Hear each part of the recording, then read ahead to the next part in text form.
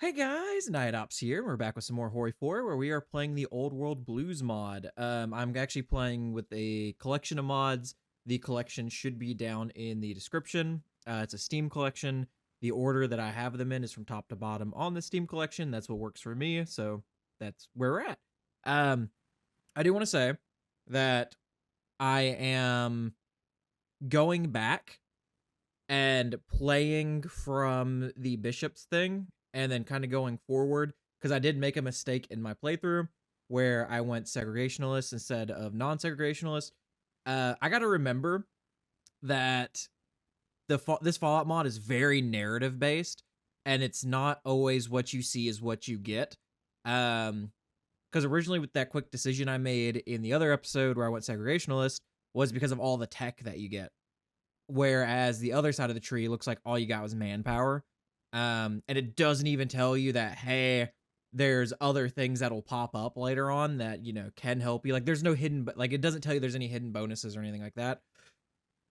So I have to remember the way that I need to think about it is, okay, if one side has all these bonuses, then the other side probably will have an even amount or somewhere close, to where they're balanced in a certain way.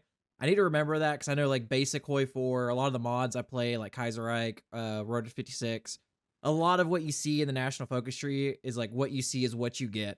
And I need to remember that this mod pack isn't like that at all, because it's a very narrative based mod pack. So a lot of that stuff will happen. So what I plan on doing is I'm going to play up to the point where I was at. Anything that's different, I will show. So I'll just pause, play, and we'll look at the new stuff from going the other route. I just won't show like me taking over the tribals and the other people. I'm gonna try to play up to the Area 51 area. I'm gonna try to keep everything around the same so it doesn't derail the playthrough as much. Stuff around the world might change depending on if the AI makes different decisions or not, but we'll see. I do hope you guys are enjoying this series. If you are new here, consider liking, subscribing, and or commenting on the video. But yeah, we should be right here when Bishop pops. Yeah, here we go. So, because I do want to say, I I I always say, give me tips, tricks, criticism, constructive criticism. Let me preface that. If you're just gonna give me some like negative criticism that for no reason or something that's just dumb, I'm probably just gonna remove you from the channel more than likely. We do have that power now, which is great. But if it's actual criticism, because I try to read and like reply and comment on like every comment I get. Sometimes it takes me a little longer because I might be asleep or I get a lot of comments at times. But I try to make it a point to do that. So if it's constructive criticism, like what's happening right now, you guys let me know that, hey, there's these things that happen if you go the other route. I should have went the other route anyway because this was a reformer playthrough. You guys let me know that. So I'm like, okay, I'll spend the time, go back, play through it, and get back to that because that's like 2.5 hours of gameplay right there. But I'm going to do it because I want the actual full playthrough here. So that's what we're doing. Okay, now, dealing with bishops. The bishops may have been the most powerful family in New Reno. Mr. Bishop himself is a dangerous man for many reasons, one of which are his numerous political connections in the NCR. The crime lords gangsters were loyal enough to face down the other families, but the sight of XO1 power armor sent them scattered. He has retreated to his mansion, accompanied by only his closest and most loyal, surrounded by our forces and trapped. So last time I went with focus on capturing assets, which did give us the bottle caps, the civilian factories, and then focus on like apprehending the leader. And then why does he look like Granite, their brothers event? So one of you guys did let me know that I should have went the like their brothers route because it is cool. Like I said, I did the whole what you see is what you get. And I chose the caps because, 200k caps, 3 civilian factories was like, to me, mind blowing. Especially the caps, because where we're at now, dude, we're making so many caps. I didn't realize you could make that many caps like that early. So really 200k caps right now is nothing. That is like a drop in the bucket to what we'll get each quarter later on. So that's something I didn't know because I never made it that far in my test game. So we're gonna do. Why does he look like Granite? They're brothers? Question mark. The resemblance was far too canny to be coincidental. Coincidental. On orders from the president, a DNA test was conducted to compare a sample of Granite's with a sample of Mr. Bishop's. It's kind of funny that the president would order that. Collected from a bar that Bishop frequented. Sure enough, they're half brothers. Officially, the improbability of an Enclave soldier and a Bishop family matriarch having a child together is explained by citing Granite's senior's time spent in New Reno after the fall of the rig. Unofficially, though, President Granite's darkest secret is that his mother was none other than the Chosen One. Oh, that's actually crazy. Oh my god. So that explains why Granite's father probably helped with the destruction of the rig then. He was like, he was banging the Chosen One, which he's divulged to those only in his innermost circle. Of course, that only led to more questions, and without Granite Sr.'s DNA on hand, the only person that could settle the conundrum is Mr. Bishop. Soldier that he is, President Granite decided to give himself over as a hostage to present his findings to his apparent half-brother. Ooh, that's actually kind of ballsy. To answer this question, once and for all, Granite walked into Bishop's mansion, equipped with a heart rate monitor. That's actually kind of cool. At the first sign of trouble, Enclave soldiers are standing by to storm the mansion. I hope he knows what he's doing. Gets a vent. Who needs crime when you have family? Who needs anything when you have family? Okay, so we will give it a second. And we'll be right back. Okay, it popped again. So who needs crime when you have family? For 2 days, everything was quiet out of the Bishop mansion, because I didn't know when this was going to pop. That's why I ended up pausing it. Though the president's heart rate monitor indicated he was alive, even sleeping through the night, much to our relief, he walked out smiling and laughing with Mr. Bishop. Apparently, the two had become the best of friends. Upon his debriefing, Granite explained that Bishop ran his own test, confirming what the president had told him.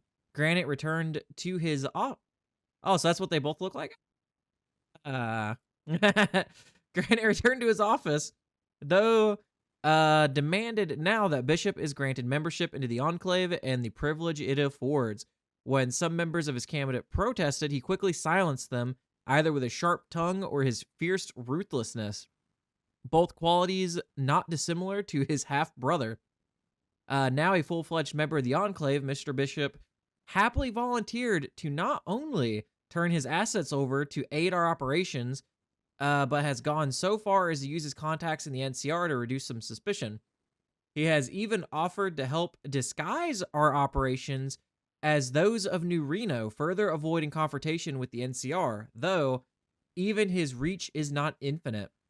On a more familial note, our scientists were able to track down Granite Sr.'s DNA in our databanks through an exhaustive round of DNA testing, which included Bishop's aunt.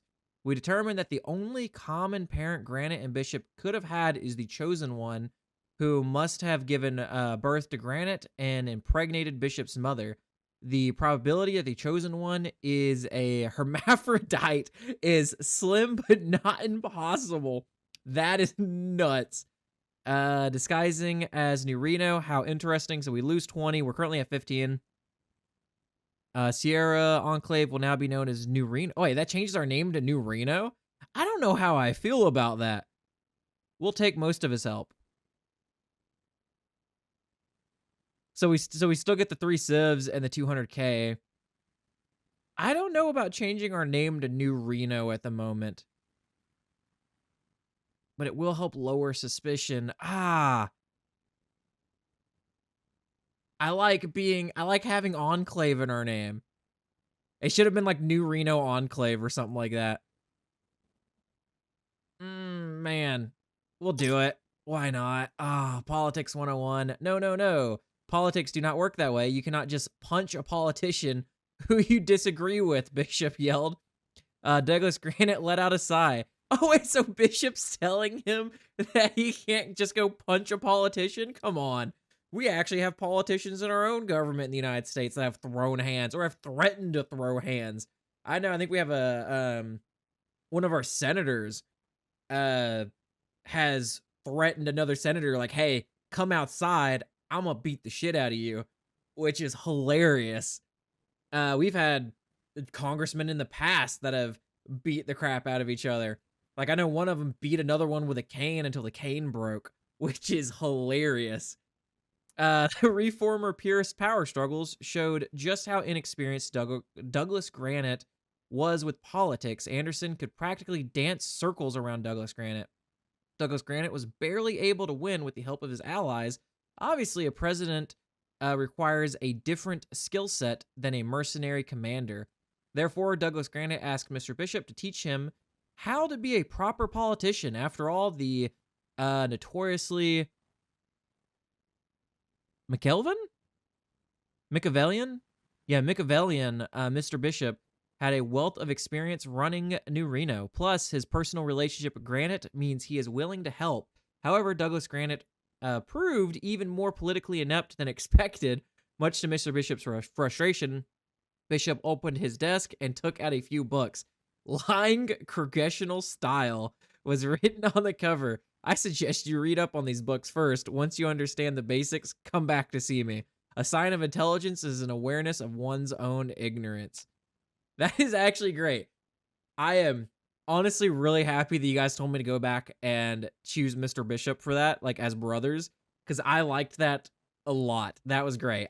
Like I said, I need to remember that it's not what you see is what you get. I need to remember that. I need to keep that in my brain. But yeah, we're gonna pause, and once I get to something new, because I do fully remember all of this, I'll like pause and I'll read it out. So yep, I will be right back, guys. Okay, we're back because we actually didn't get this last time. Disturbing reports. We have received reports of an Enclave division using unjust force against a Wastelander settlement. The division in question is the one we accepted into the fold recently. They filled an after-action report that mentioned retaliating against small arms fire, but when pressed, admitted to having received no more than thrown rocks. So we could lose 5 legitimacy if we want to keep them. What did the Wastelanders expect would happen? And then we could court-martial them and break up the division, which we lose the Prodigal Sons armored division template and remove all those units. What I want to test with this is, where's the Prodigal Sons at? Or Prodigal Son? Yeah, Prodigal Sons. Did I already change your templates? I might have, actually. I think you're the only power. Oh, it's locked. Ah, they knew. They knew I was gonna try to change it. Ah, okay. Well, we're just gonna court-martial and we're gonna try to keep our legitimacy. Dang. And yeah, we lost. Wait, we actually kept these guys. Oh, it was only the armored division. Ah, so we lost the power armor group, but we kept the normal Enclave, like the Enclave basic soldier group. I see.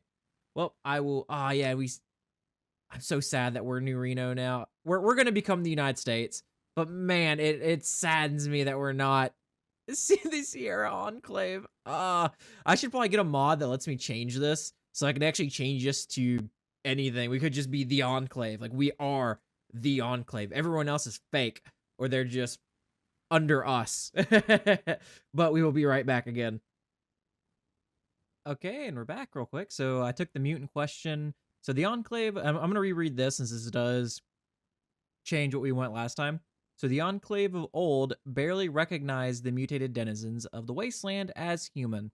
Many among us still don't, desiring clear lines to be drawn between purebred human and Wastelander mutants. The official stance of our government towards our mutated subjects must be clear to those within and without the Enclave. One of the reasons why I'm doing this before taking Vault City, because we did have some options that we could have probably taken with Vault City. So I'm wanting to do it before that actually happens. Of course, we must take into account the fact that we promised our constituents that we have no intention of integrating mutants into our ranks. Breaking that promise will not go unanswered. Oh, that's right. I forgot I did do that.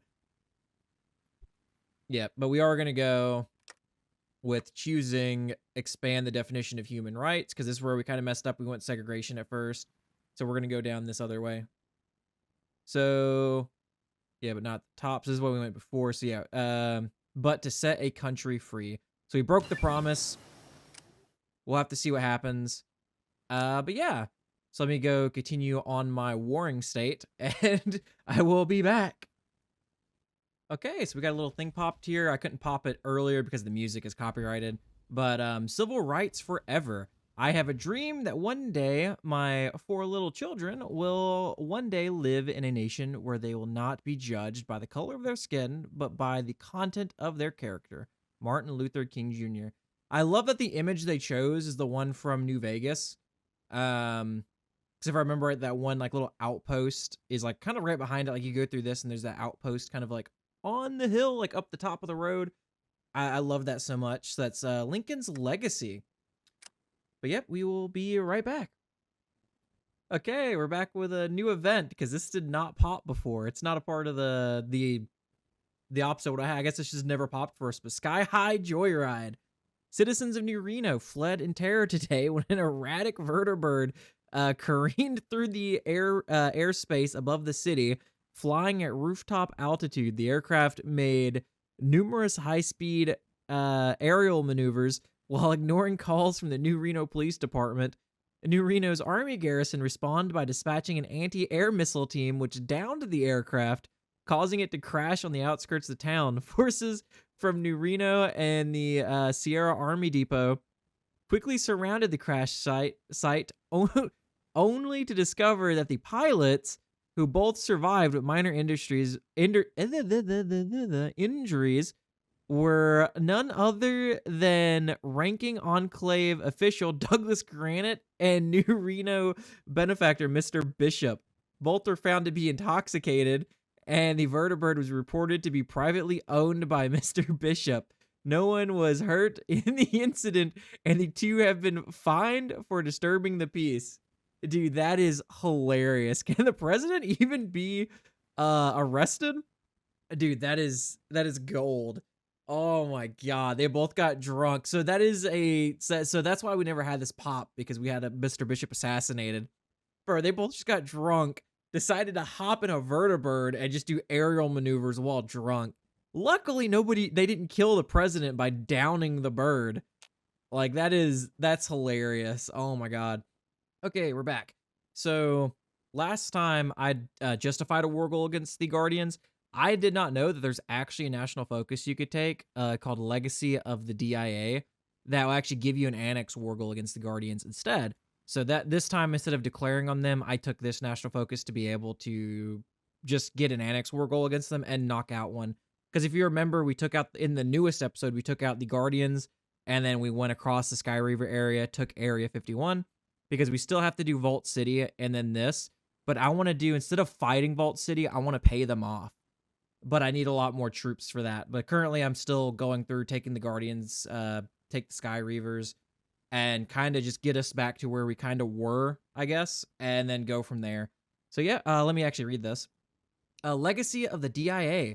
Pre-war, the Defense Intelligence Agency was America's primary external intelligence service, specializing in defense and military intelligence. The DIA was vital in predicting the moves of our enemies, even accurately predicting the Great War.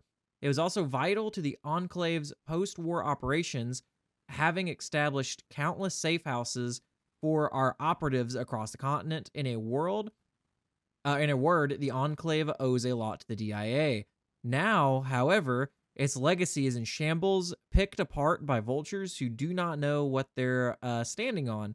One such example is here in Nevada, and Colonel Callahan is stacking his entire life's work that what rests underneath Red Mountain is more than worth it for the president and America, so long as it prevents another oil rig. So we get add legacy of the DIA, which grants counterintelligence and intel strength gain. So yep, I'm going to take out the Guardians, and we're almost back to kind of where we were. So yeah, we should be kind of continuing as a normal game here soon. Okay, we're back with a new event. So Granite and Bishop have lunch. Granite had gone over Bishop's residence for lunch. These events often ended up with Mr. Bishop delivering a lecture, and today was no different. Even something as simple as a meal can be used to your advantage. In fact, a good dinner is one of the simplest ways to build goodwill and alliances. Like what you did with those purist officers. Oh, and be sure to bring along some strong liquor. Drunk people often say things that you can use against them in the future. And Mr. Bishop chuckles. Bishop lecture. So I'm wondering if like him helping us become a better politician will pay off in the future. Like, we get like a third option or fourth option that we normally wouldn't get just because we've been coached by Mr. Bishop. Bishop's lecture reminded Granite of the legend of the White House galas, according to legend. The White House gala was a grand event where the elite of the old world gathered, even those from across the oceans, legends that spoke of endless tables filled with every delicacy known to man. Perhaps one day Granite will revive the gala. Men should be either treated generously or destroyed. That's some nice PP we got out of there. But yep, we'll be back. As you can see, I'm currently dealing with the Guardians. We aren't having as much of an easy time as we did originally, where we broke through the middle, surrounded both sections of the front line, and then kind of just took them. We broke through the northeastern part of the front line, and we're kind of just skating down the side this go around. But we will be right back.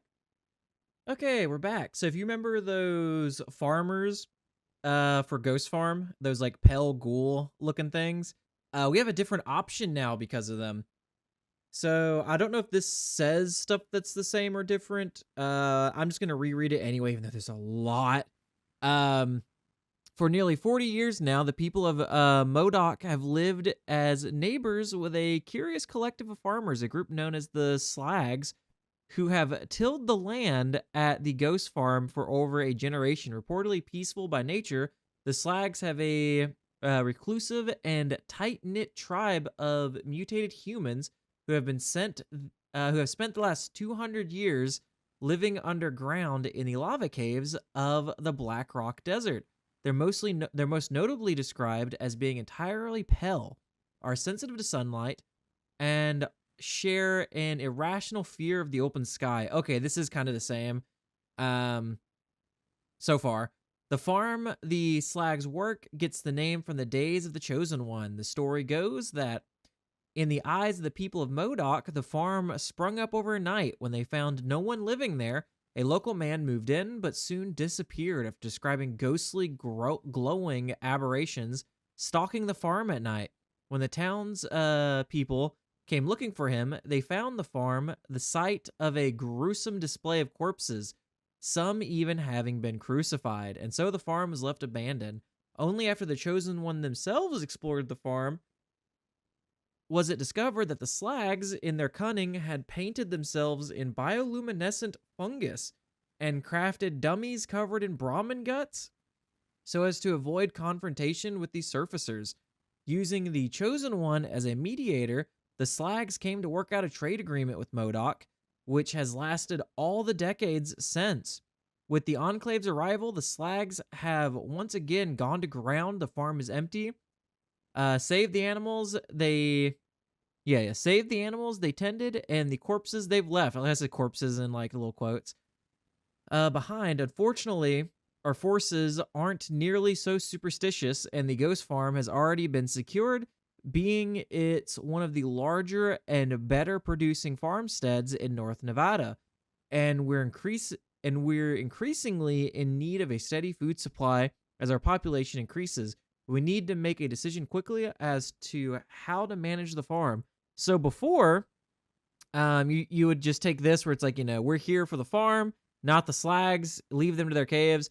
But now we could deed them the land once and for all and establish our own trade agreements.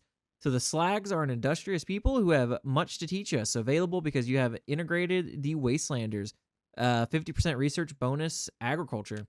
So that is actually something really cool. And as you guys can tell, the fight against the Guardians hasn't been going as best as it did before. We honestly got really lucky before when we broke the middle. and was able to surround them and just instantly take them out. I have been just throwing myself at these, and it's been something.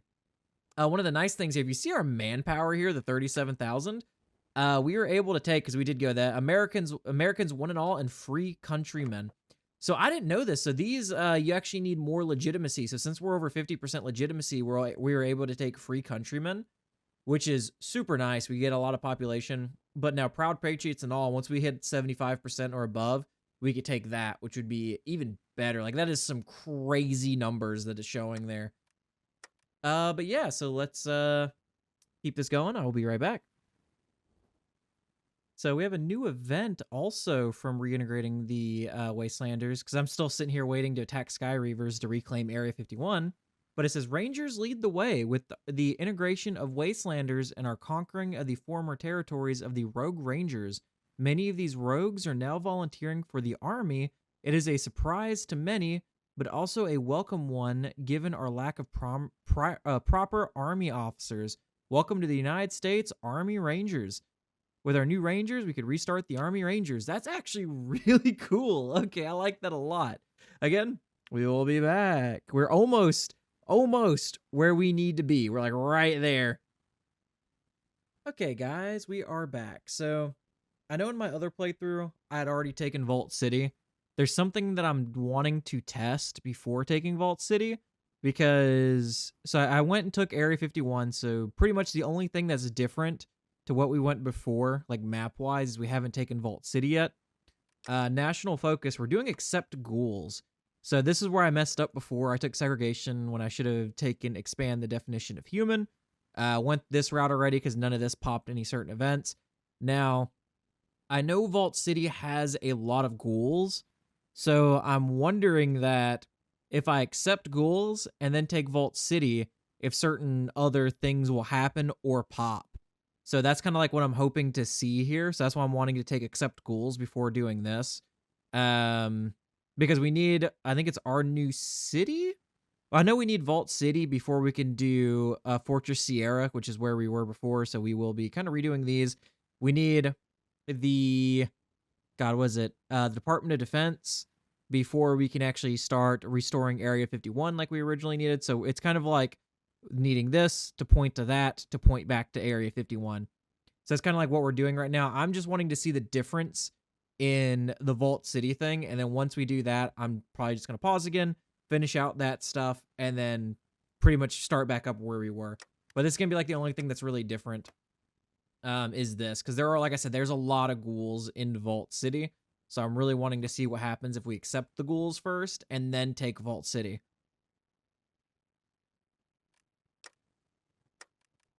So that's like my idea. Oh, we actually have a trade route with Vault City. Funny enough. Okay, that's actually hilarious. Wait, did we do this before? What is this? Power surge. Wait, restore the Crescent Dunes project. I don't remember this. Even though Helios 1 is known for many as a near mythical source of power for the Mojave Wasteland, it's not the only one of its kind in Nevada. The Crescent Dunes Solar Energy Project, though not as grand or efficient as Helios 1, stands to be a major source of energy for anyone able to hold and operate it. It would be wise to invest into this project operation. Okay, we are going to invest into that. That's going to take a lot of our money. Like, almost all of our money, realistically. Okay, let's support the Old World Party. Send out some spies again. Let me unpause. I'm wondering if that was here, because we didn't take this last time, or maybe it was there and I just didn't see it. I don't know. Huh. But we'll see. We'll look at that now. So we're picking up a signal. Oh, wait a minute. I don't think I got this last time. The Mojave Enclave. Is this something that kind of spread off differently? So we're picking up a signal.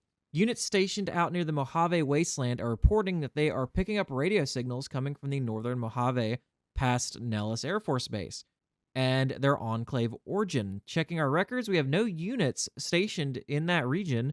It might be other... Oh, remnants, Jesus.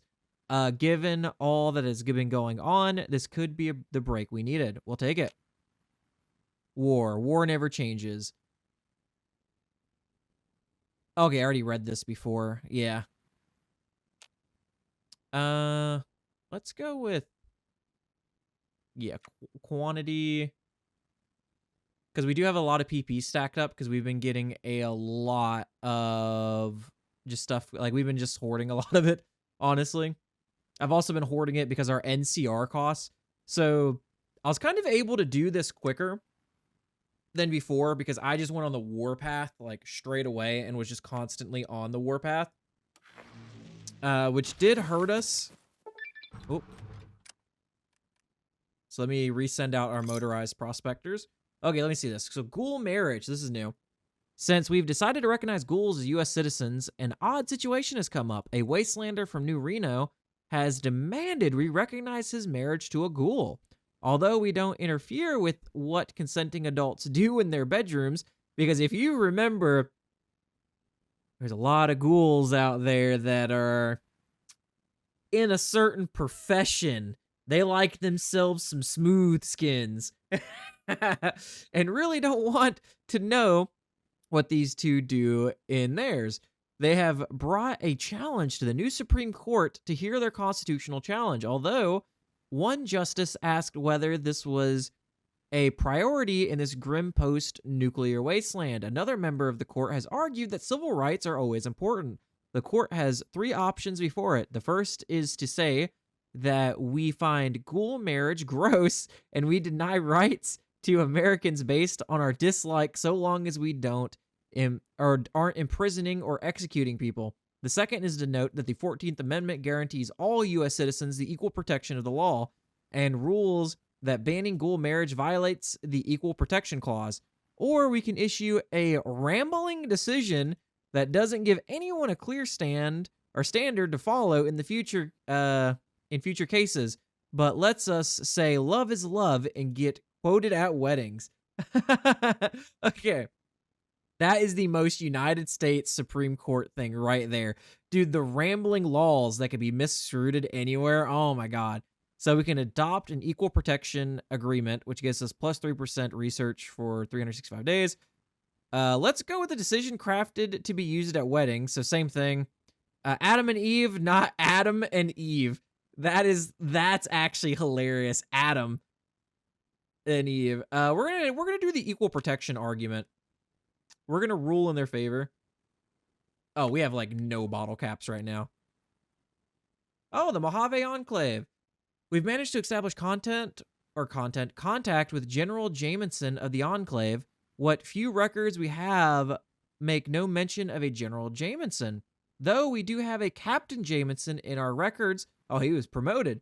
He was a subordinate to a General Rolandson, who was sent out to the Mojave to secure Nellis Air Force Base and Hoover Dam just before the rig went down. Oh yeah, he definitely did not fulfill his orders. For obvious reasons, they were never heard from again. Yeah. If it's possible they survived, then we can use all the help we can get, especially a band of survivors who have managed to hold out this long. Dispatch a search team. So gets event last of the Western Enclave. That's actually really cool. Okay, next one. Wait. They changed their leader. Because we couldn't accept this at first because they didn't have a leader. Which one was it? The first citizen, Lynette. But that's not their leader though. We don't have the money anymore. Do I just go into negatives if I take this? Like, is that a thing? What happens if I do that and I don't have the money? Because we really do not do. Oh my God, we're really not making anything right now. Our army wages is through the roof also. Oh my God.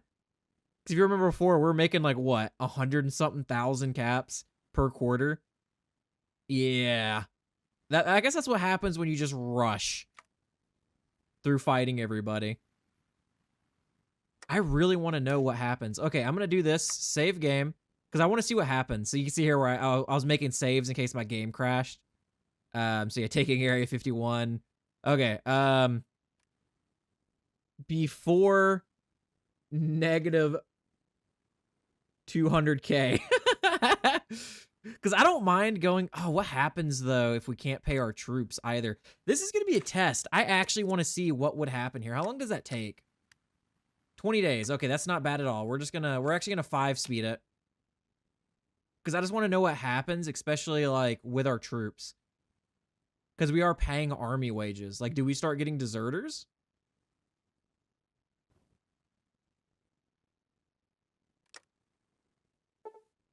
Oh, God.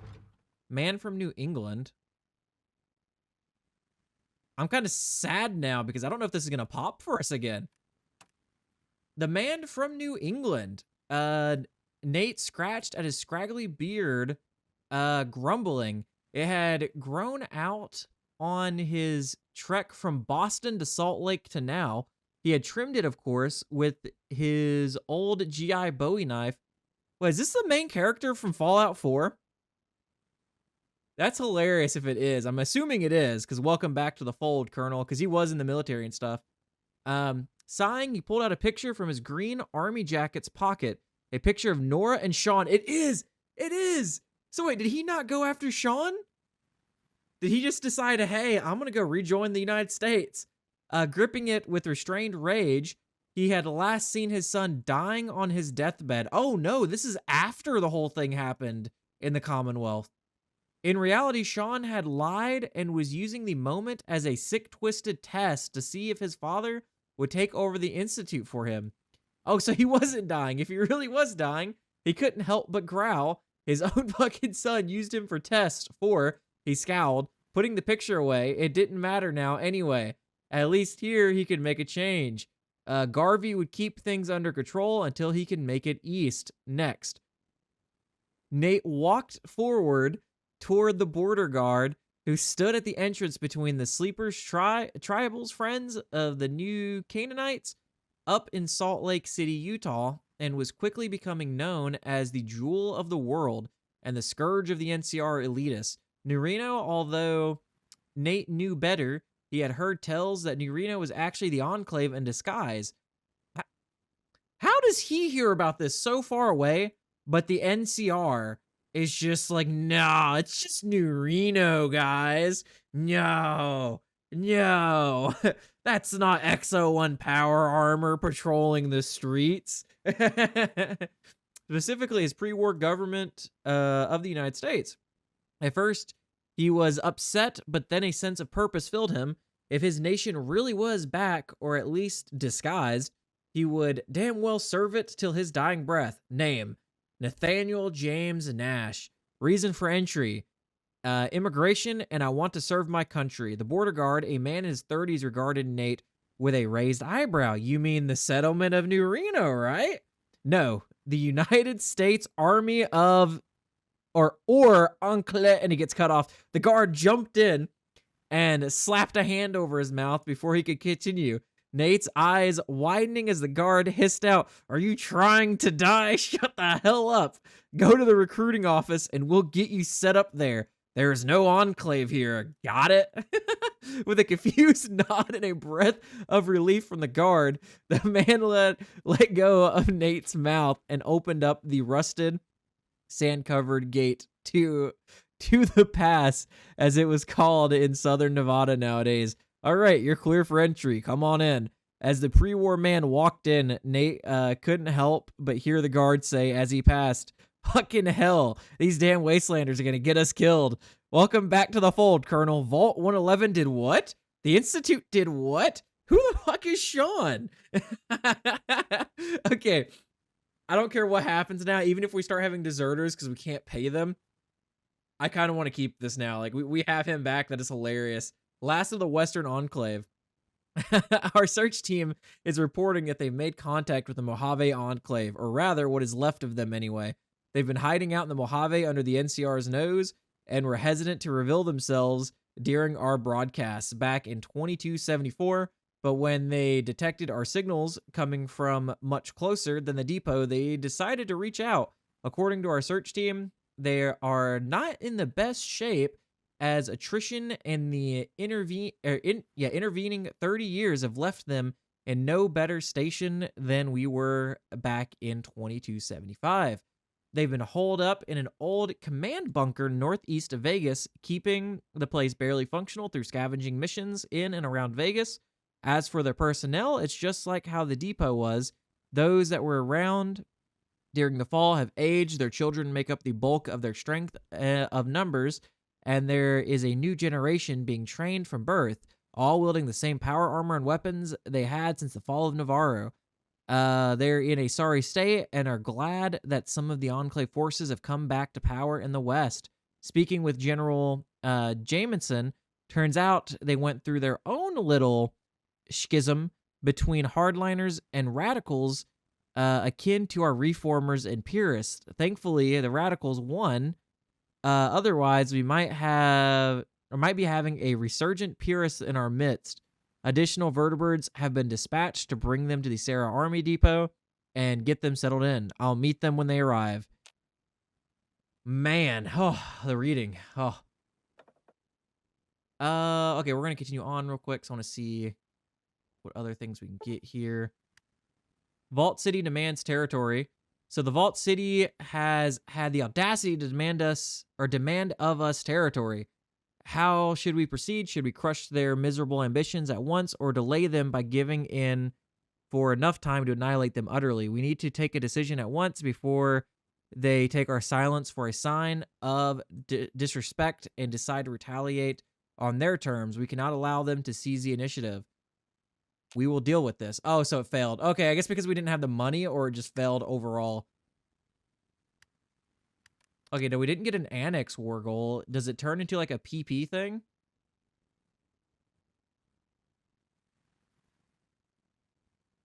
So we could return disputed territories. Oh, did we just like take over part of them? I'm a little sad then, dude. I thought we were going to take them as a whole. Huh. Okay, so I'm guessing once the deadline happens, they declare war on us? Okay, they get a war goal against us. I highly doubt they're gonna declare on us. I should have just went the other route. I didn't think we would only take like a little bit of them. Oh, no, it worked. Okay. That is hilarious. Wait, we're also not broke. Wait, what? So the Raiders won, I guess, so that part worked, but did we just not pay them all of their money? Did they just like, were we just like, oh, hello, we have this now. Victory at the ballot box. Okay, we need to put Hayes in power. Bro, I am so confused.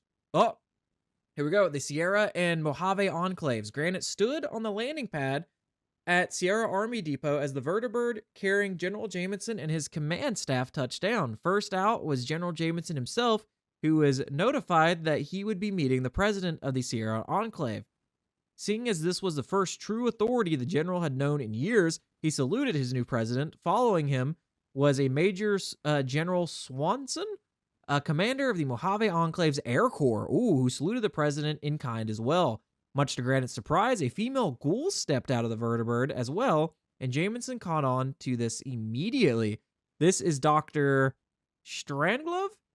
She's a pre-war robotics engineer and as well also my ancestor. Oh, so I'm wondering, since we went segregationalist, if you remember, we got people from Raven Rock that got sent out. So I'm wondering if we'll still get the Raven Rock people or not, if the colonel like kicks them out, or if we just got these guys because we didn't go segregationalists and these guys only come for segregationalists, is what I'm assuming. I don't know. I'm wondering if that's the case, if we get one or the other. Granite nodded his head. Well, nice to know we're not the only enclave that decided to accept ghouls. I am sure she can find a place here in Nevada or beyond. The enclave accepting ghouls, and now I've seen everything, rasped the doctor, clearly not used to being accepted. Last to step out of the vertibird was a large man in power armor. Even in power armor, the figure was tall and imposing. A bright colonel rank was emblazoned on their chest. Colonel Arch Dornan Jr. Wait, that's Dornan Jr.? Wait a minute, that's crazy. Reporting for duty, Mr. President. Wait a minute. Dude, I cannot believe this. That is nuts. Granite's jaw dropped. Wait, Arch Dornan Jr.? As in Son of Sergeant Major Arch Dornan? The very same, responded the colonel proudly. Your father standing over there screaming at new recruits, pointed out Granite. Dude, that is hilarious. Dornan Jr. immediately turned around and laid eyes on his dad for the first time in over 30 years. Gets event, Tale of Two Dornans. General John Jameson becomes a commanding officer. Tale of Two Dornans. Dude, this is great. Dornan Sr. himself hadn't paid too much attention to the happenings over at the landing pad. His focus was on the soldiers he was tasked with training. And if you remember, so we did go the route still of putting implants in Dornan, and it did work out, which was great. In the years since the depot election, Dornan had trained up much of the Sierra Enclave soldiers. However, even for being a product of the Sarge program, his age was starting to creep up on him. His last orders were to train the next generation of drill sergeants and instructors for the military before finally retiring. Creeping up, however, was a bit of an understatement, as he was keeping up with the NCO's training to be drill sergeants and easily smoking them. So when one of his aides spoke that an officer was standing at the edge of the drill pad, Dornan was notably irate, ordering his platoon to the position of attention and then to stand at ease. He looked over to the power-armored officer, the large colonel rank, seemingly mocking him. Dornan, of course, was a professional soldier and wasn't going to shout at an officer, and instead walked over to inquire why said colonel was standing there. As Dornan approached, the armor opened and the officer inside stepped out. It was then Dornan saw the nameplate on the armor, Father and Son Reunited. Father and Son Reunited. Dornan stood frozen, his heart pounding in his chest as his son stepped out of the imposing power armor, looking like he was staring at a ghost. Over 30 years had passed, and he had long moved on, where he believed his son was gone forever, and there he was in the flesh.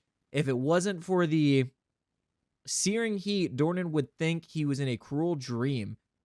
Junior took his position at parade rest, embodying the discipline instilled in him through years of military training. With a steady voice, he managed to speak the words that had been trapped within him for so long. Colonel Arch Dornan Jr. reporting for duty, Dad. Oh my God, dude, he's about to get smoked by his father for saying reporting for duty, Dad. Dornan Sr.'s throat tightened as he approached his son. The sight before him was surreal. His body had grown into the spitting image of him in his younger years, yet in many ways he still carried traces of the child he once was. Dornan Sr. stood at attention and, to everyone's surprise, saluted his son. With their eyes locked, an unspoken bond formed between them. Junior returned the salute with a mixture of pride and disbelief. Then, in an instant that felt like both an eternity and a fleeting moment, they came together in an embrace. Tears streamed down their faces as they held onto each other tightly against everything. They were united once more. Dornan Sr. stepped back slowly, trying to regain composure while wiping away the tears that betrayed him. He gazed at his body, a man known, filled with an overwhelming sense of pride despite the uniform and rank that separated them in status. To Dornan, Jr. would always be his boy, even if he was an officer. Gets event, the rest of Mojave Enclave arrive. Colonel Arch Dornan Jr. becomes unit leader. Let's go, dude. That is great. That is absolutely crazy. I love that so much. Oh, we're actually in a -1 advanced component right now overall, but I am going to put the support vertibird onto 10 because we're going to throw that into other units also. Oh my God. Okay, that was a lot. Okay, we're doing President Hayes right now. Okay, so we actually still have Reformer Propaganda going. I'm just going to leave that. And now we have, like, a whole army of Enclave auxiliaries popping up out of nowhere. I'm going to put them in a new one, but let's take 4 to fill her unit up, and then we'll take 1 from him to throw into the 26 there. And then let's grab somebody new. Colonel Mary Orwich. Who? Ooh, that dude looks beefy. Oh, we chose this guy before as an infantry leader. Oh, we have a rogue ranger unit here. That's actually really cool, but it's only militia and lawkeeper, which kind of sucks, not gonna lie. But he has a spec ops attack.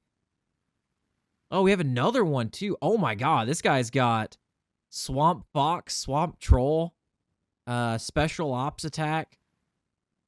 Okay, you're definitely going to be put in charge of a special ops unit. Yes. Oh my god. And we have another guy here, unit veteran ranger Holst, also spec ops attack and stuff. Jesus. Okay. Oh, we have some more. Dude, we have so many ranger guys.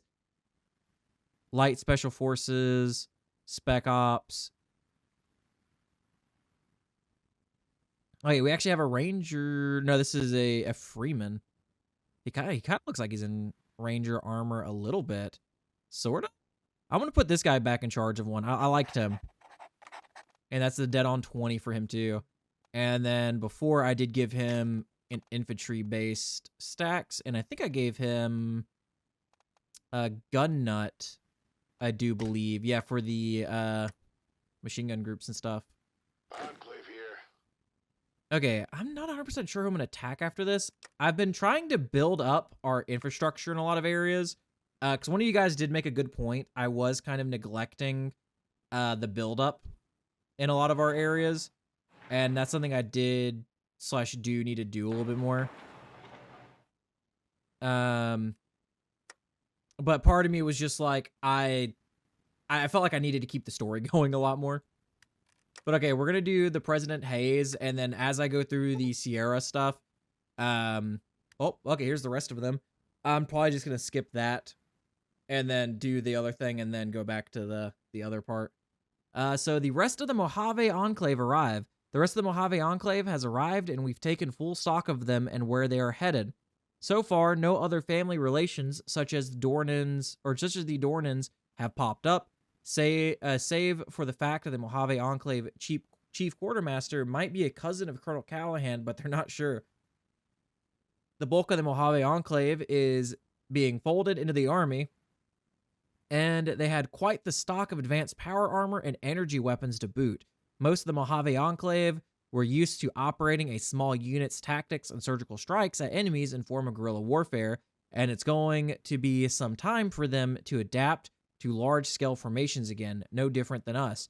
A bonus, however, was that Major General Swanson had managed to get up and get running an old vertibird refueling station. Oh, that's cool. And we've now got a few wings of vertibirds ready for deployment. Oh, so we're getting some free vertibirds? Lastly, several of their operatives have joined up with the Enclave Intelligence, Colonel Callahan eager to have experienced field operatives conduct operations. Now, let's take America back. So we have the Mojave Enclave have arrived at Sierra Army Depot. So we get 2 operatives, 2 flying aces, and 100 gunships. Yes. That right there is what I am talking about. Oh, and we got some of these guys too. And the fucking president's watching us like a hawk. I can't remember if I've changed, because I might need to change some more units to what I was doing before. Luckily, like I said, they keep their names, which is what I really wanted. Yeah, because this is like, I have this power armor unit stacked right now. Like, they are crazy. But you guys are going to join our main power armor force. Who the hell is this? The president? Yeah, you guys need to be changed out for my auxiliaries. Perfect. And I don't really have a new unit to put you guys in. I guess I'll throw you guys in here and then give you a new officer. Let me unpause and just kind of like let things run while I am looking at this.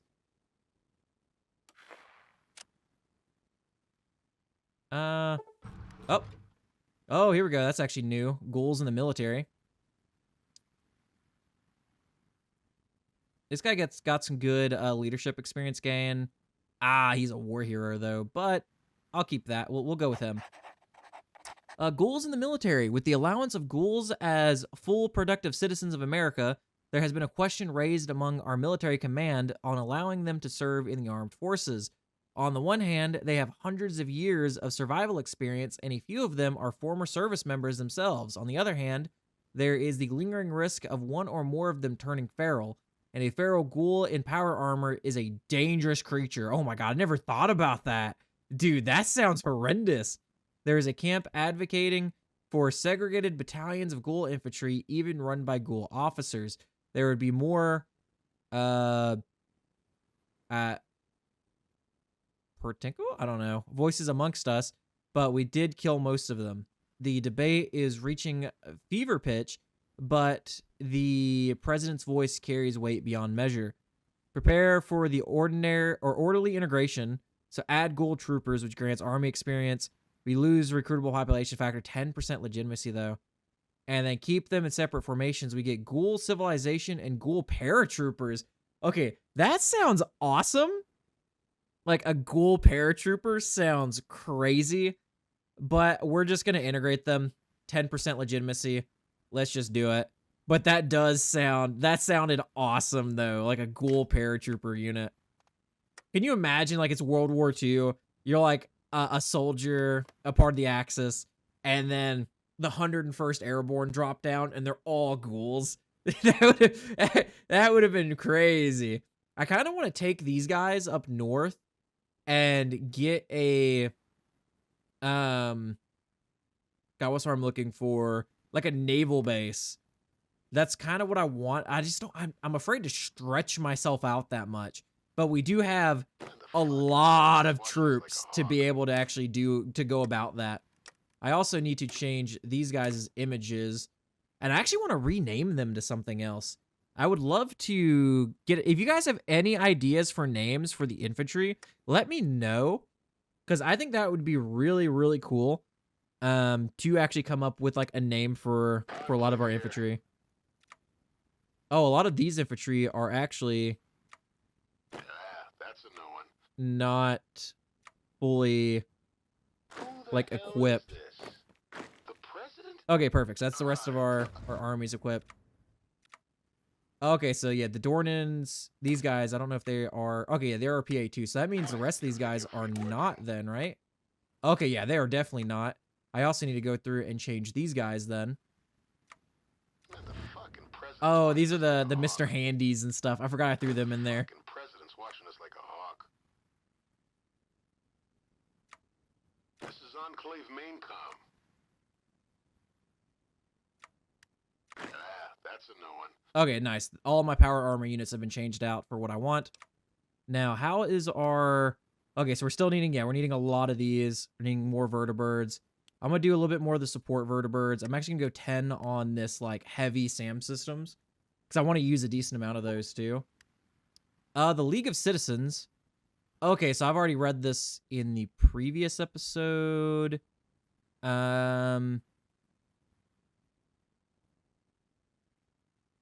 Yeah. Okay, I remember now. Because I think this is from the taking of Vault City, right? Yeah. Okay. So now we get this too. Let us go forward together. Because we do have... Oh, no. Well, no, we chose this last time. Yeah, because we're charismatic.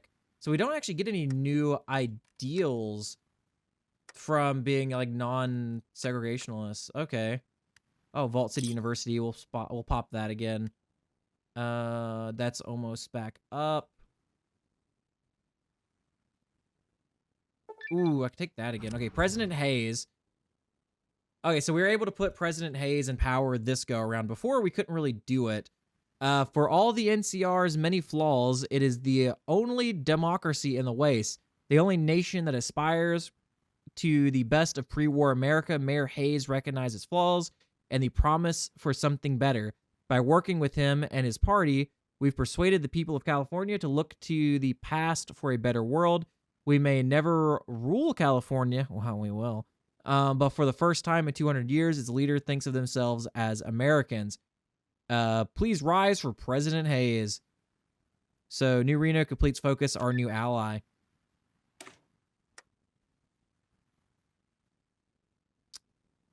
What's the our new ally one? New ally.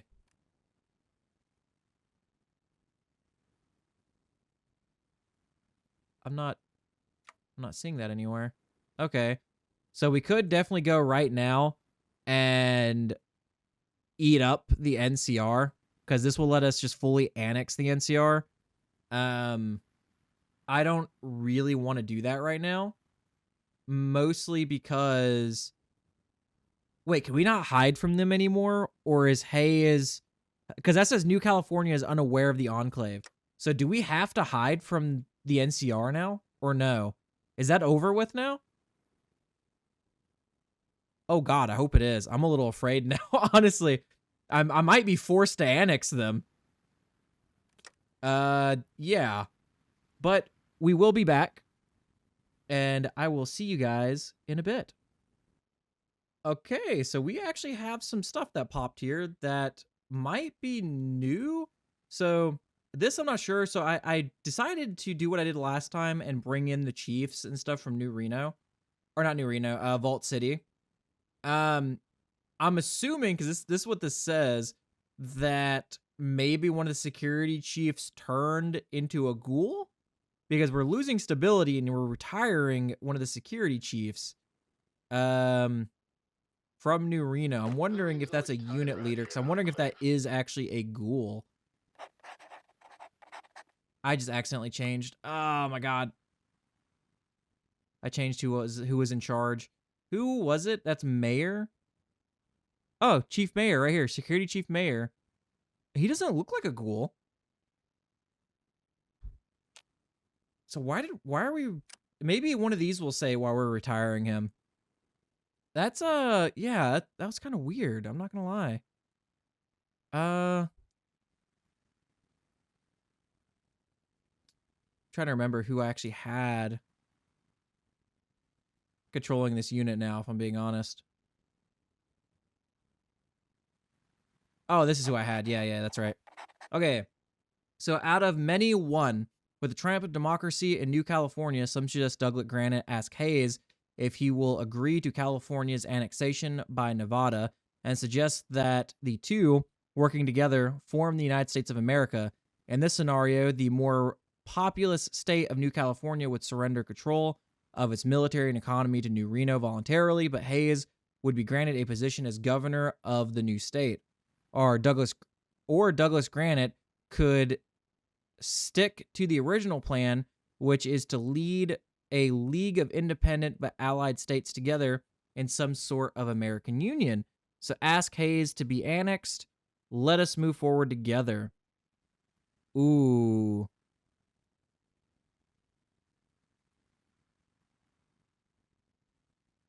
Ask Hayes to be annexed by Nevada. Hayes responds, President Douglas Granite. Hayes has regretfully expressed that while he is committed to the American dream, his constituents did not elect him president to hand control of California over to a two-year-old government based out of New Reno. He is, however, firmly committed to working with us to promote... Oh, man. So does that mean I can't take the national focus here, then? That's so weird. National information infrastructure. God, I don't know how... Poseidonet? I know it's like PoseidonNet. Enclave Net, the Robco Mail, the hardened information networks that have survived the great still operate in the wastes, accessed by scavengers and fools. One of our scientists have studied the network in Gecko and proposed a radical plan to link all the computers together, creating a national information infrastructure, and we could listen to all of it with our enemies unaware. Ooh, I guess it has scientific applications. Listening to your words to keep you safe. So monitoring the computer network, which grants PP, decryption, and stability. That research slot actually sounds kind of nice. I guess we'll grab radio detection, and then let's go, because I need to rebuild my power armor that I was building before. Also... Oh, my God. So you can go into the negatives. I have come to realize you can go into the negatives for caps. Yeah. That is a thing. Oh, our Scavenger's Triumph. Oh, it was just land doctrine research bonus. Dang. God, I might just go ahead and take over the NCR at this point. because Caesar's Legion actually hasn't finished up some of their stuff either. So I feel like maybe there'll be a good bit before we have to fight them. We have a decent army built up as is. Ooh, that reminds me. I wanted one of these siege howitzers. I wanted to start producing some of these.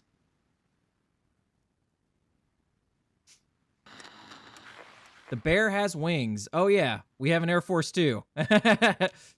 So the Gecko power plant, because I've already read that before. That's one of the reasons why I took bears can't fly. So this way their Air Force gets neutered before it kind of even starts. So I'm guessing we could still take this whenever.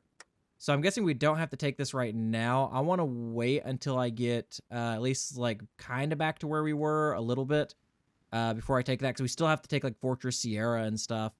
But we will be right back. And like I said, I will pretty much unpause whenever something new happens that didn't happen before. I'm just trying to like I said, get us back to where we were. Okay, and we're back. So one of the things I took is men. I accepted mutants.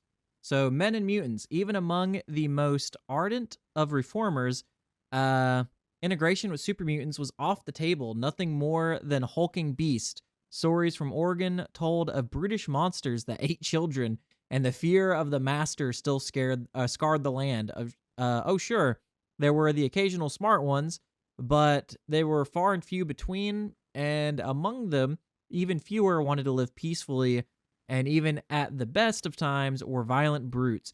Granite Company itself had done battle with super mutants bands from Oregon, and among Granite himself, there were no love for the beast. What there was, however, pragmatism, risk versus reward. Every now and then, Granite had a bright idea, and this was one of them. A single super mutant was worth 5 Wastelanders, be it in a fight, moving stuff, or mere presence.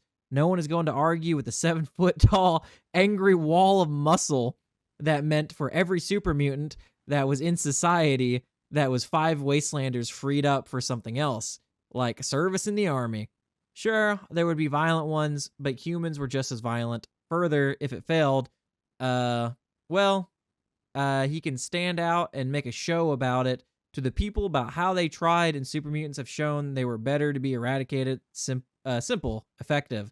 Perhaps it'll work. Okay, so that's kind of funny. So yeah, we're gonna restore the reactor now, and just kind of go about that. So we'll be back again. I'm just slowly doing some little build up while I go through our other stuff and just kind of building up infrastructure and stuff, and just going about that. But yeah, we'll be back. Okay, so we had something different happen. If you remember with I think it was the Van Graffs, where they found like a treasure trove or Pandora's box, and we ended up getting Pandora's box. We didn't get lucky. This time we hit the treasure trove. So these are the differences that happened from before. So this time we got lucky. Our men have found not only a few pieces of old world technology, but a fully working prototype. Butcher's Pete is extremely pleased with our success, offering a favor for anything in their capability in the future. Manpower plus 200, 100,000 infantry equipment. Skills and trainings paid off. So we got Butcher Pete opinion by 10, plus 25 army XP, and one of the 6 options will happen. So we have... Okay, so research and different things. Ooh, please, please, please hit that 12% for power armor technology. That would be wonderful. That would be so good. But again, we will be back. Okay, and once again, we're back again. Growing into the role, Douglas Granite was overseeing another meeting of Congress in New Reno.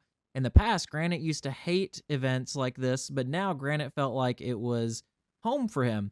It was as if he was growing into the role of president with the help of Mr. Bishop. Granite felt that his skills as a politician had improved. He was now able to hold his own in debates with political opponents. He was also much better at wrangling in other reformers, whether by charisma or ruthlessness. Looks like all those nights spent reading lying congressional style was worth it, thought Granite. There was still room for growth, and Granite swore that he would become the greatest president post-apocalyptic America had ever seen. Men rise from one ambition to another. That's 150 PP, which we have a lot. I gotta spend some of this PP now, because after looking down, I don't think we have to hide from the NCR and stuff anymore. I think we're good. Like, we don't, yeah, they won't attack us or anything anymore, which is great. So that's actually nice. We don't have to spend all that PP. We don't have to hide anymore. which means we can go to wars much more often. Because that was one of the things I think as our territory got bigger, we had to spend more and more PP to stay hidden. But yeah, so we'll be back again. Okay, so since we went accept mutants, we have what's called the mutant representatives. Granite looked over the map Callahan had before him, pondering what he was going to have for lunch today. We got raider attacks here, and here. They've learned to listen for the beat of vertibird blades, and they clear out before it's too late, explained Callahan. Oh, that's smart. Granite nodded his head. He would have a good Thrasher and Tato Club sandwich after this. It was then his PA came on, and his secretary called in rather nervous. Mr. President, the super mutant representatives are here to see you. They were an hour early. Send them in, called Granite. Sorry, Callahan. Callahan just shrugged. Before them, both walked in a hulking yellow super mutant wearing a striped business wear with a comically oversized lapel. Overall, it appeared to have been made out of 3 different sets all sewn together. Callahan noted the skirt and reinforced heels and leaned into Granite. "'Tis a female super mutant, sir. Good morning, Mr. President. My name is Vanessa." I don't know how a female super mutant really sounds, honestly. I think they still sound very aggressive. "I represent what's left of the super mutants here in New Reno," spoke the super mutant Vanessa. Granite regained his composure and stood up to shake her hand. "Hello, President Granite. Interesting to meet one of your kind that's not trying to shoot or eat me.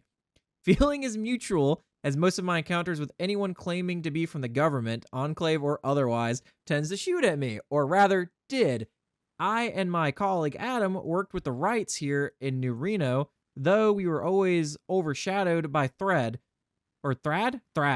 However, with him gone, perhaps Adam and I can get some work done." Granite looked puzzled. "Adam?"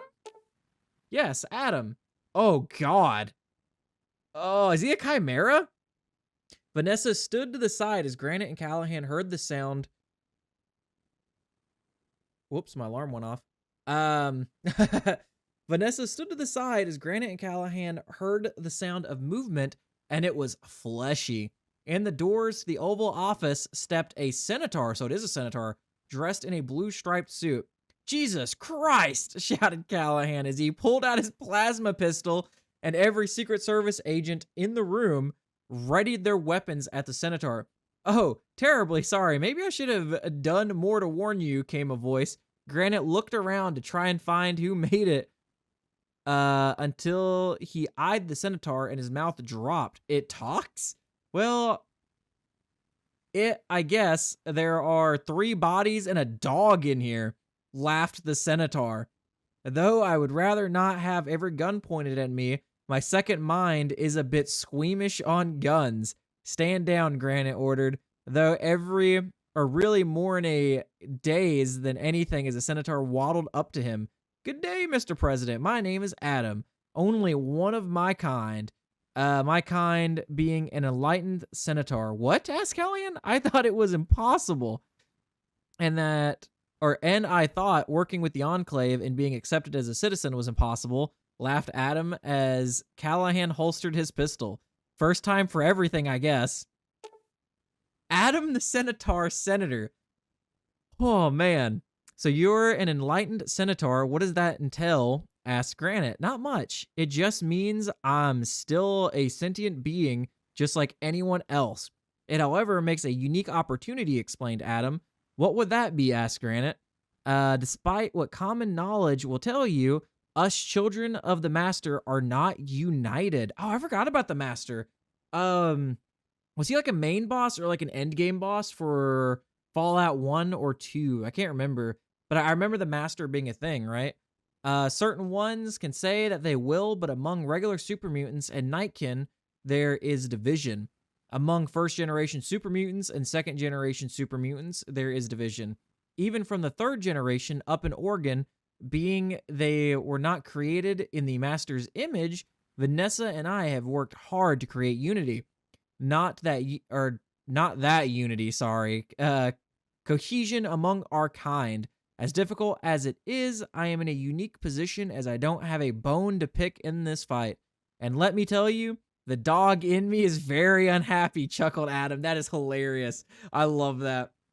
Granite gave out a small laugh. Yeah, dude. Like one of the people that fused with the Centaur, was he like a comedian or something?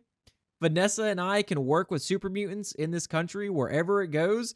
Keep them under control. The smart ones will join. The dumb ones will follow. The violent ones, well, there's always behind the woodshed. I assure you that as a creature who is part dog, I still know a few tricks and can learn more. My man's about to old Yeller the violent ones. Callahan leaned to Granite and whispered, "Sir, I want off this wild ride." So do I, Callahan.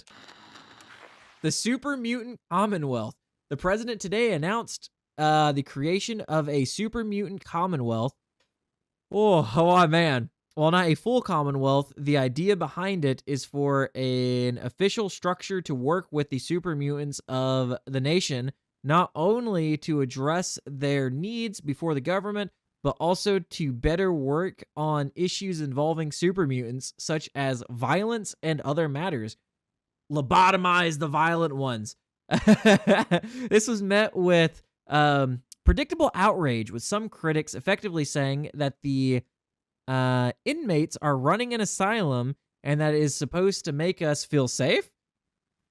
This, of course, is coming off the heels of the president's controversial decision to allow super mutants as full citizens of the nation. Several legal challenges are being put forward to remove this, particularly from the efforts in Vault City. However, it is unlikely these efforts will go anywhere in the near future. They're here now. Oh my god, so we're going to lose stability and legitimacy. I tried bringing up my stability through spending PP on officials, because our stability is kind of in the gutter, honestly. But again, we'll be back. We're almost there, guys. We're almost there. If these like other things do not keep popping up, we'll be there. I love how as I say that, like a day goes by and something else pop. A Supreme Court Justice, President Douglas Granite, astonishing news. A ghoul has appeared in New Reno who claims to be a surviving member of the Supreme Court.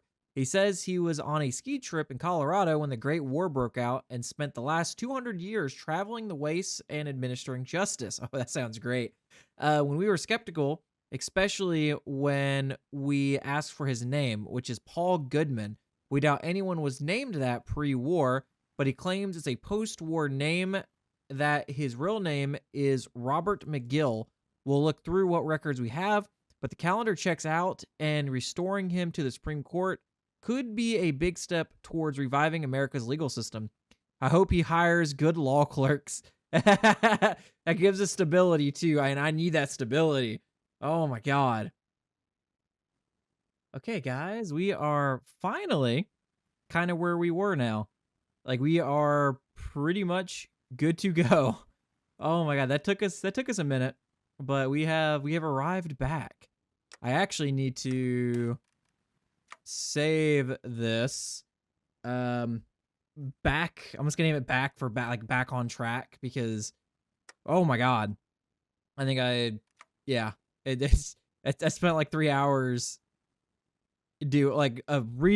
before. It was like 3 hours of gameplay that I went through, and I had to go back that far to redo all of this. Non-human rights, so we'll actually lose 10% legitimacy on this, but I'd like to go down all of it and finish a lot of this off, even though we will get hurt a little bit on legitimacy. Wait a minute, I actually need to check something. So we're currently doing Proud Patriots. Was this 70 or 75%? I can't remember, because I'm a little afraid that if I take that and it drops me below 75%, if I'll lose that. But if we do, it's fine. I just want to, like I said, get through that. Like I said, we're currently building out a bunch of infrastructure. I'm probably gonna lower a lot of this. At least get some like base infrastructure going. I don't know why I did. I guess I just shift clicked everything.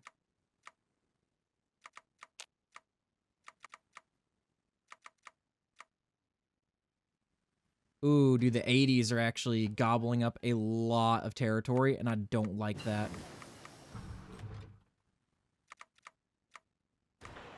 I actually really don't like that.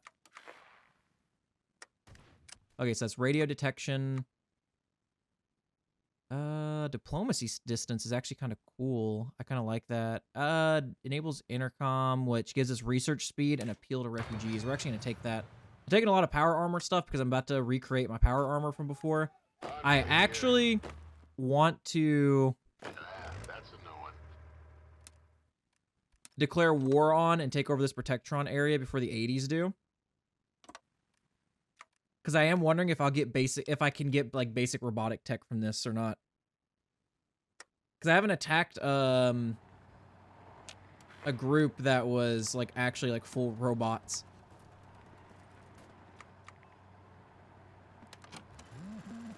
Now I don't know either if one of our national focuses helps us take that or not. Because we could have a national focus that might do that. Because I've noticed there are a decent amount of them that do different things, and I'll just randomly find one at times. Okay, so we have non-human rights, so the burrows. Let me zoom out real quick so you're not hearing the background. The burrows. We're getting reports out of central Nevada of a strange colony of small furry mutants.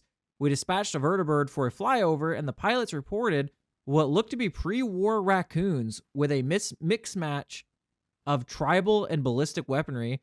Though they didn't shoot at our vertibird, they didn't appear to be too happy about it. Oh, can I get a coonskin hat? Just like Ben Franklin?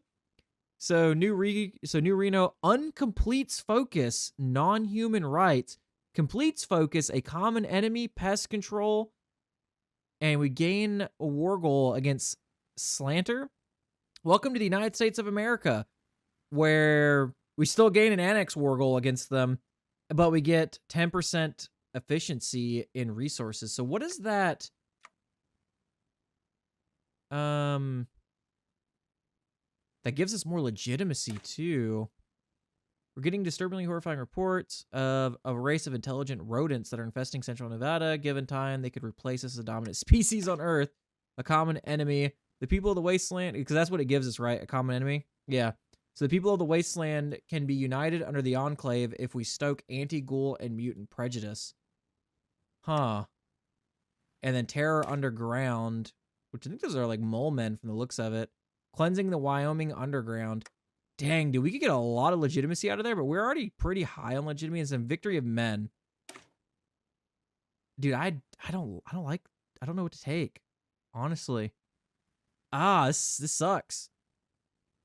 While vile mutants still draw breath, there can be no peace. It sounds like more like anti-mutant semitism. Or sentiment. What makes a man? These United States. I'm probably going to stand with them because I like the idea of it.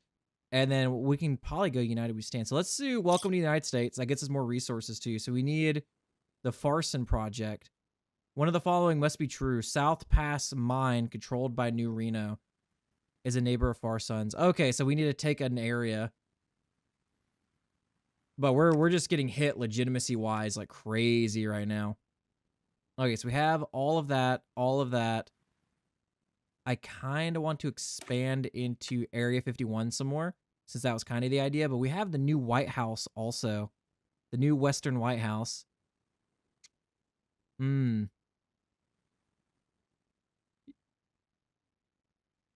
Let's do the labs at least. Let's investigate the labs of Area 51. And then... Wait, did we... Oh, no, we gained a war goal against them, right? Where are they? Oh, no, they just... Okay, we just straight up annexed them. Never mind. Okay, cool. We got them. We're in the army now. God, that's going to be in my head now. I had to make sure I don't, like, copyright my own video just on my singing. Because that would suck. Ooh, I could stack some more air experience. We got some of it from the other thing. Oh. Power surge detected. As a sapper teams had already been deployed throughout the facility to maintain and restore any available surge protector, we managed to contain it to a small subsection of the facility. Our engineers predict minimal power loss but it might take some time to replace every blown surge protector, and it gave quite a fright to our crew. Excellent job from our engineers. Let us put this relic back online at last. Oh, was that from our other thing? I think so. Oh yeah, we have this too. So yeah, further develop Army Depot Hawthorne. And then these are all these other ones. We're just going to click through these because they don't cost us anything. And we get free air bases from these. Add some other stuff. So like we get some free anti-air. So that's really nice. Improve worker. No, I don't care to improve worker conditions. New Reno Parade Grounds has complete. Oh, we need military propaganda. We need to propagandize it. We're definitely going to have to take on the 80s at some point. Which I need. I have a lot of army experience stacked up now. Our motorized division. Let's build out our motorized division like I did before. I also need to set up a tank one. So fire team, recon, maintenance, vertibird, medvac. The heavy AA will lower them. That's fine. Logistics, because I think that actually helps their... I'm surprised a power armor support unit doesn't drop it, unless it's power armor units on motorcycle. That'd be hilarious. Oh, I should make normal anti-air then, so they can at least have some kind of anti-air. And then let's do demolitions. Now, should I kind of fill this out, or should I keep it kind of small? Oh, I can add motorized fire teams too. Okay, let's do this then. We'll do like 2 motorized fire teams and then the rest motorized infantry. We'll keep the combat width kind of smaller, but we still have a lot of soft attack and then even a little bit of hard attack, which is nice. And that's kind of like built out really well. Okay, because I do want some motorized divisions. Because if we can make a break somewhere, we can just kind of spread out and get some good snakes going. And then I also want to resend out these. Oh, we don't have the money. That's right. That's why I've been putting that off. We're almost there, back in the money. Oh, wait, what is this? Air equets. Wait, does the Legion have air units now? In a recent development, NCR scouts have noted seeing aircraft flying over the skies of the Legion. This development is speculated to have been the creation of the Aqualin Paladin? The secretive scientific body behind the Legion's more recent development. It's probably us. We did have like a lot of our scientists and stuff flee to them. So it's probably like those Enclave that fled. And the Speed Cult and 2 Sons, creating troubling development for what is generally considered a Luddite organization. NCR intelligence believes that the Legion may have cannibalized the various fighters left over at the pre-war Air Force base that the 2 Sons has been using for spare parts to assemble its Air Force. Oh, in record time. Regardless, NCR Air Force officials, however, remain optimistic, pointing out the NCR training, skills, and flexibility will win the day over anything the Legion can throw at them. Oh, come on. I thought he was all about going backwards technologically. That's actually hilarious. Okay, how long do we have? Oh my god, we have a decent amount of days. And then, yeah, the 80s is like a motorized group, so we gotta be careful. If they break through us, that could cause an issue. Allow me to reintroduce myself. Back when he was a mercenary commander, Granite lived for the fight, but hated that he would often have to do paperwork. Oftentimes, he would get his subordinates to do it for him, allowing him to throw back with the men. Now, all he had was paperwork, and he was seriously regretting running for president. So when the door to his office opened and an older man in a gray suit entered, Granite took it as the best excuse to not do paperwork. Mr. President, allow me to introduce myself. Felix Grayson, the closest thing to the law in Sierra Army Depot, Granite noted. What followed was Grayson explaining his stance on law and order, as well as his dedication to upholding said law. Granite feigned interest because at the very least, the man talked a good story before Grayson came to the crux of why he was there. Mr. President, if you so allow me to take up the position of Attorney General in your cabinet, I wish to conduct a campaign to apprehend and arrest the raiders that have conducted various and horrendous crimes across our nation. Anderson would just have them all destroyed, but I believe in the power of justice of the justice system. It's what separates us from these raiders. I have a small contingent of former Vault City Guard. I've affectionately named the U.S. Marshals, ready to serve. Oh, that's actually great. He revived the U.S. Marshals.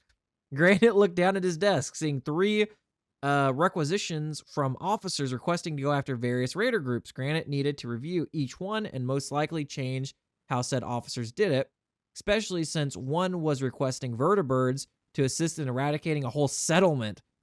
Putting on his best contemplative look, Granite looked back to Grayson. I understand. I respect your commitment to this nation and justice. Here, we got at least 3 raider groups the army is after. Take the marshals and go after them. You may have full authority as the new attorney general. So Felix Grayson is now available as an advisor. Oh, that's cool. Okay, let's see what he does. Where would he be? I doubt it's military affairs. Oh, our agent got captured. I forgot I left my agent in the NCR. Whoops. Can I have him back since we're on good terms? Oh, that's a cavalry person. I feel like they'd probably be down here. This is economic affairs. I doubt he's down here. Council of Cultural Affairs. No, that's McCoy, Perkins, Shippen, Coils, T. Oh, there's Grayson. So we lose PP and stuff. We gain a good amount of stability. We're at 57% stability. I'm going to hold off on that at the moment. Yeah. Okay. We're almost where I want to upgrade my XO1s now. I thought about putting on this thermal vision, but I feel like the more I keep pushing it off, the less of them I'm going to have when I really need them. Oh, hey. This is actually unlocked at some point. Portable radios. Let's actually take that. I like the idea of like the little portable radios. A lost remnant returns. Oh. Our garrison at Area 51. Oh. The last shell. Oh, that's just Texan soil. Oh, I have to check to see if the Texas Brotherhood lost there. Our garrison at Area 51 has reported that a flight of vertibirds have arrived at the base, bearing Enclave markings. After some initial confusion and shouting, we've identified them as General Adams of the Lost Area 51 expedition. We thought them lost to the mysteries of Area 51, but no.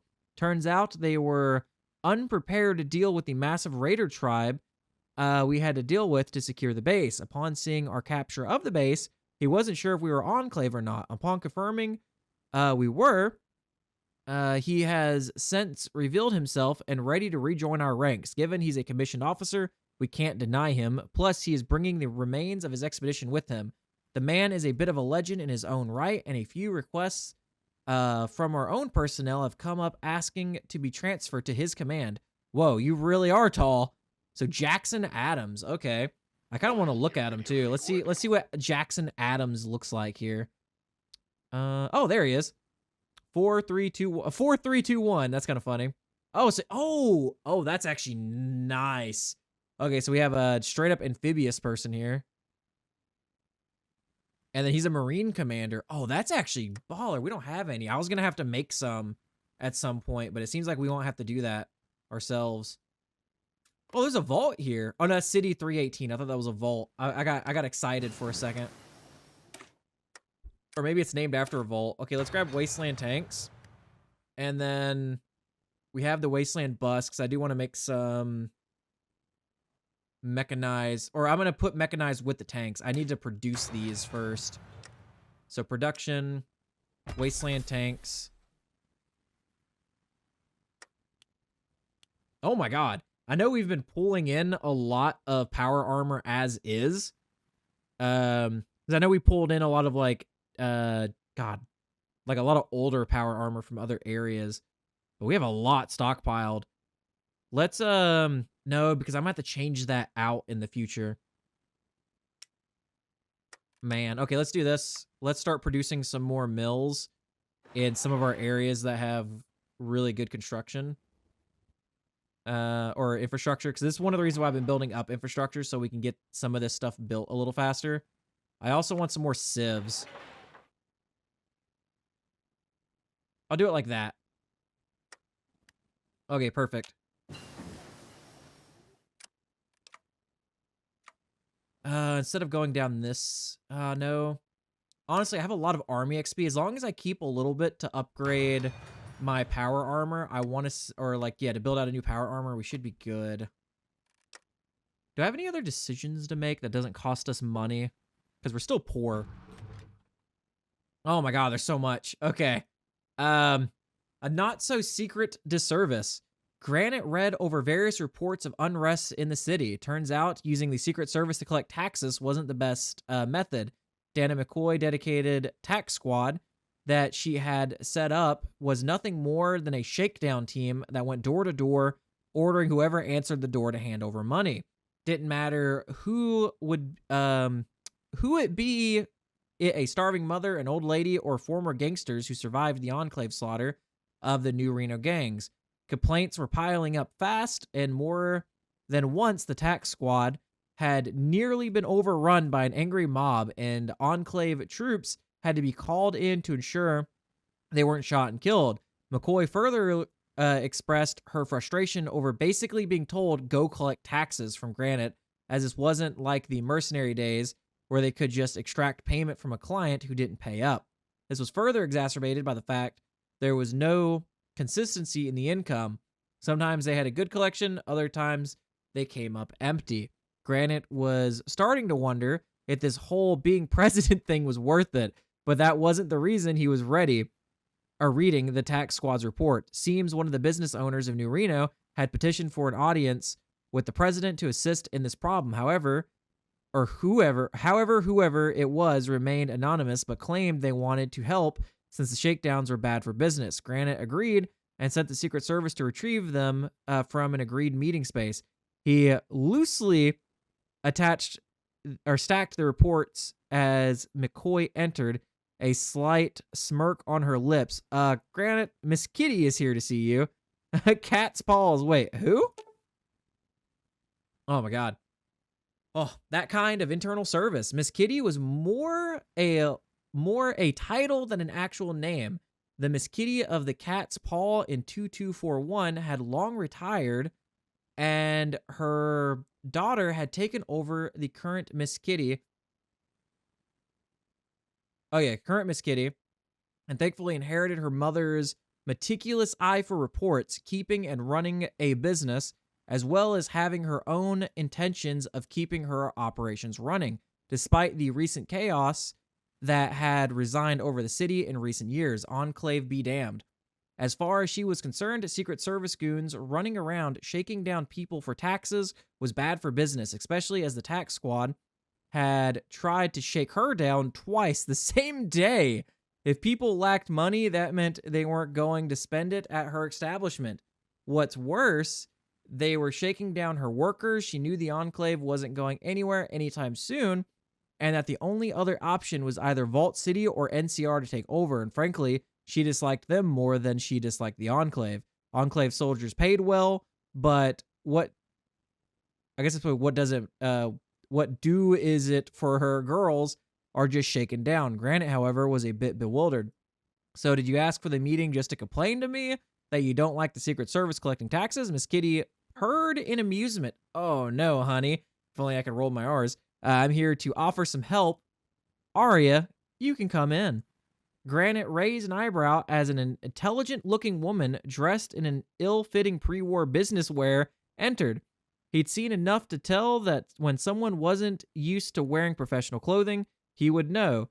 He was one of them. From her hair to makeup, this wasn't someone who worked a normal 9 to 5. This was someone who worked a 5 to 9 or later. You're offering a stripper to collect taxes. Oh my god, you can't be serious, Miss Kitty laughed. I prefer the term dancer. However, she hasn't danced in some time. Aria has proven herself useful at crunching numbers and knows the income of nearly everyone in the city. She's even deduced the income of your rugged soldiers and their ranks. She's more an accountant than a dancer. Granite leaned back in his chair for the first time since he took office. This was something familiar to him. Being a mercenary commander often meant he needed to deal with clients, and he could tell when someone was offering something that was too good to be true. So what's the catch? You wouldn't be offering this if there wasn't something in it for you, he responded. To which Miss Kitty laughed warmly. Oh, but there is. If it means I don't have to see your goons walk in and demand a ransom every other day, then it's worth it losing my accountant. Besides, with your soldier boys walking the streets, I can dedicate more time to my affairs rather than dealing with chem addicts trying to spike drinks. Granite was about to speak when the door to his office entered, and in walked Grayson, a stack of papers in his hands, so focused on Granite, he didn't see the other two standing there. Here you go, sir. Bi-weekly report between the Secret Service, MPs, and my own marshals were pacifying the wasteland. He finally turned to see the two standing there and instantly recognized Miss Kitty, going red in the face. Oh, sorry, Mr. President. I wasn't aware. I don't know how it was in Oregon, but perhaps not conduct private affairs during work hours. Granted, he thought Granted, who wanted this whole thing to end, just shook his head. No, Felix. That's Miss Aria. She's the head of the IRS now. Grayson blinked. Miss Aria is now available as an economic advisor tab. That is hilarious. My man thought we were like, the Kennedys up here. We were having some fun in the Oval Office, boys. Oh my God, that is hilarious. Oh, Jesus. Oh man, where is she at? I want to see what she offers. No, that's Felix Grayson. Is she up here then? No, because this is like military affairs and stuff. I guess I missed her. Okay, economic affairs. She would have to be under economic affairs, right? Oh, Miss Aria, here she is. IRS, 10% caps income. Yes, I need the money. Show me the money. Jesus in jail. Oh my God. What is this? You're lucky I ain't got my knife on me. Give you a second smile on that neck of yours, I would. Oh God. Is this a Joker? Threatened Jesus Mordino as he sat chained to a table across from him was Felix Grayson, who was less intimidated and more amused by the sight, if not because he held something in his hand. Oh, you mean this knife? Grayson asked, placing Mordino's favorite knife, Little Jesus, on the table. Hey, give me that. That's mine, shouted Mordino. Correction, it's evidence, Mr. Mordino.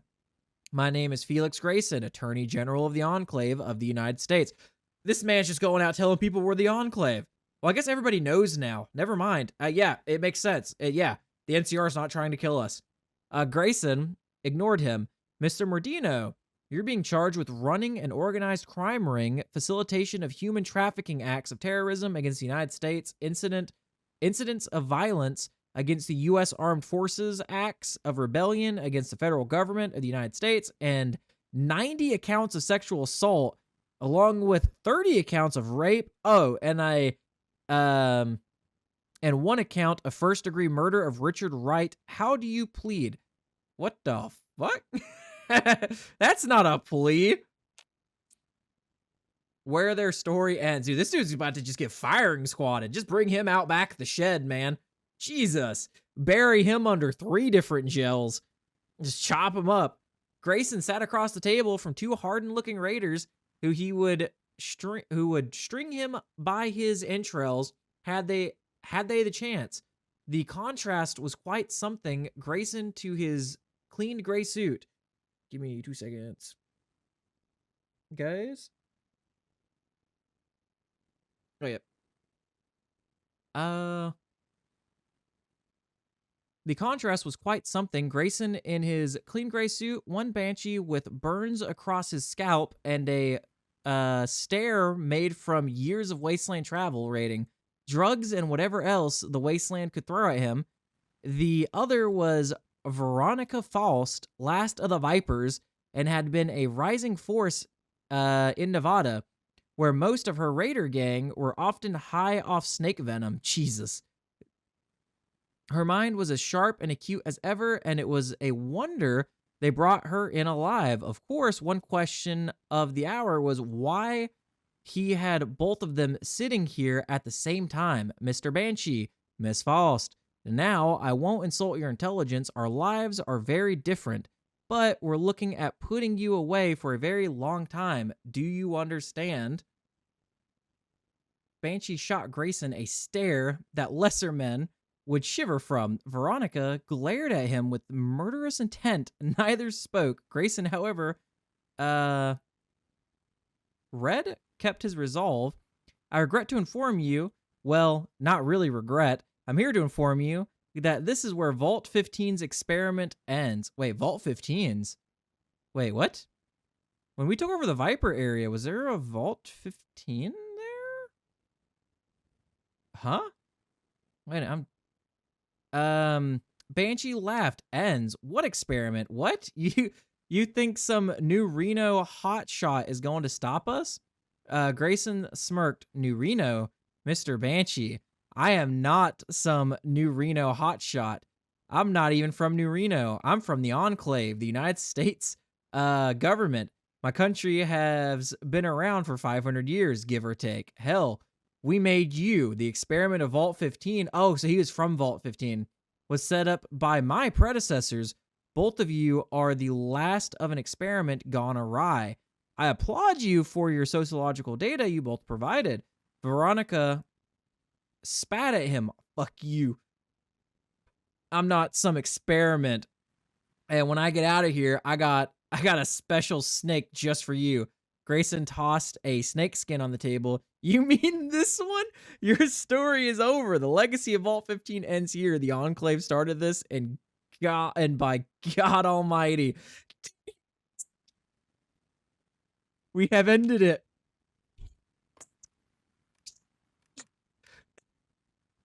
Yeah. Oh, oh my God. Just like skinned her pet, tossed it on the table, and was like, here you go. You mean this one? Okay, so we investigated the labs. Deep below the base sat the center of some of the most advanced and top secret research ever conducted on this planet. This is what was hidden away to only the eyes of the president and the joint chiefs that required the highest clearance in the land to even talk about. Bio-research into the blue flu, the deadliest of pre-war diseases, plasma weapons that are seemingly not of this world, and of course, the secret we've been holding on to since Roswell, an actual alien body. I knew there would be an alien here. Kept in stasis for 3 centuries now. The body lay at the center of a series of cloning and biological tests, some of which we sent to West Virginia. While the body remains in stasis, the data, of course, has been corrupted, and it's going to be a matter of time before we recover this. What's more, the blue flu was dangerously close being accidentally released upon the world once again, which would have torn its way across the wasteland with no way to stop it, short of FEV mutation. Good thing we arrived when we did. Yeah, good thing we did. So that's what aliens look like? Weird teeth. This will become more useful in the future. For now, it does nothing. I gotta choose that. It becomes more useful in the future. Are we gonna recognize an alien? The elephant in the room. Is there gonna be a spaceship in there? Or in space, rather. Oh, the mothership above us. Oh, that'd be cool. That'd actually be hilarious. There's a few other things I kind of want. Nah, we're gonna go down that a little bit more. I want to see what the elephant in the room actually is. We're almost ready to take these guys out. Let me do this real quick. Protectron Security Hub. That's protective security detail. Oh, I do need to take that too. Oh, I will have to look at that here in a second. But I'm not. Oh, wait. No, that's a robotics core, which this adds intermediate robotics tech, but not basic robotics tech. That kind of sucks because we still need the basic robotics tech, but this would help us, so we could go down this and then go down this and get to that. Oh no, this gives us basic robotics tech right here. Ooh, okay, so we can go on this. We have sophisticated robots of robotic tech already from, you know, releasing Skynet. IRS Reborn, sort of. Setting up in a semi, I'm gonna let this play while I have this here. Setting up in a semi-renovated old IRS branch office in New Reno, Miss Aria had her work cut out for her, and she didn't know whether to use her newfound authority to tax her. Guys, go away, please. God, whether to use her newfound authority to tax her former matron out of existence for thrusting in this mess on her, or thank her, since this was a lot better than spending all day crunching numbers, then turning around and I'm just gonna keep pause. There's too much stuff going on in the background. I'm just gonna read. Crunching numbers and then turning around and entertaining men all night. Besides, she got her own office now. However, she was still a mostly one-woman show, as Granite had tasked her with figuring out to tax the populace, though she had some breathing room with the income from the caravans. It was mostly a one-woman show, however, because she had been given command of the tax squad, the Secret Service goons who were shaking down half of New Reno and beyond to get some sort of income. They were not exactly the happiest to be placed under command of a former prostitute, but there was an understanding between them, mostly as Miss Aria actually gave them targets and how much to extract. A far cry from Dana McCoy's just go get whatever you can if you want to get paid. Miss Aria also told them to go out and observe some of the higher-end businesses around New Reno and guesstimate their income. All this to begin establishing a tax of some sort that didn't involve beating people up in a back alley. Taxes can't be this hard, can it? Dude, that is great. Okay.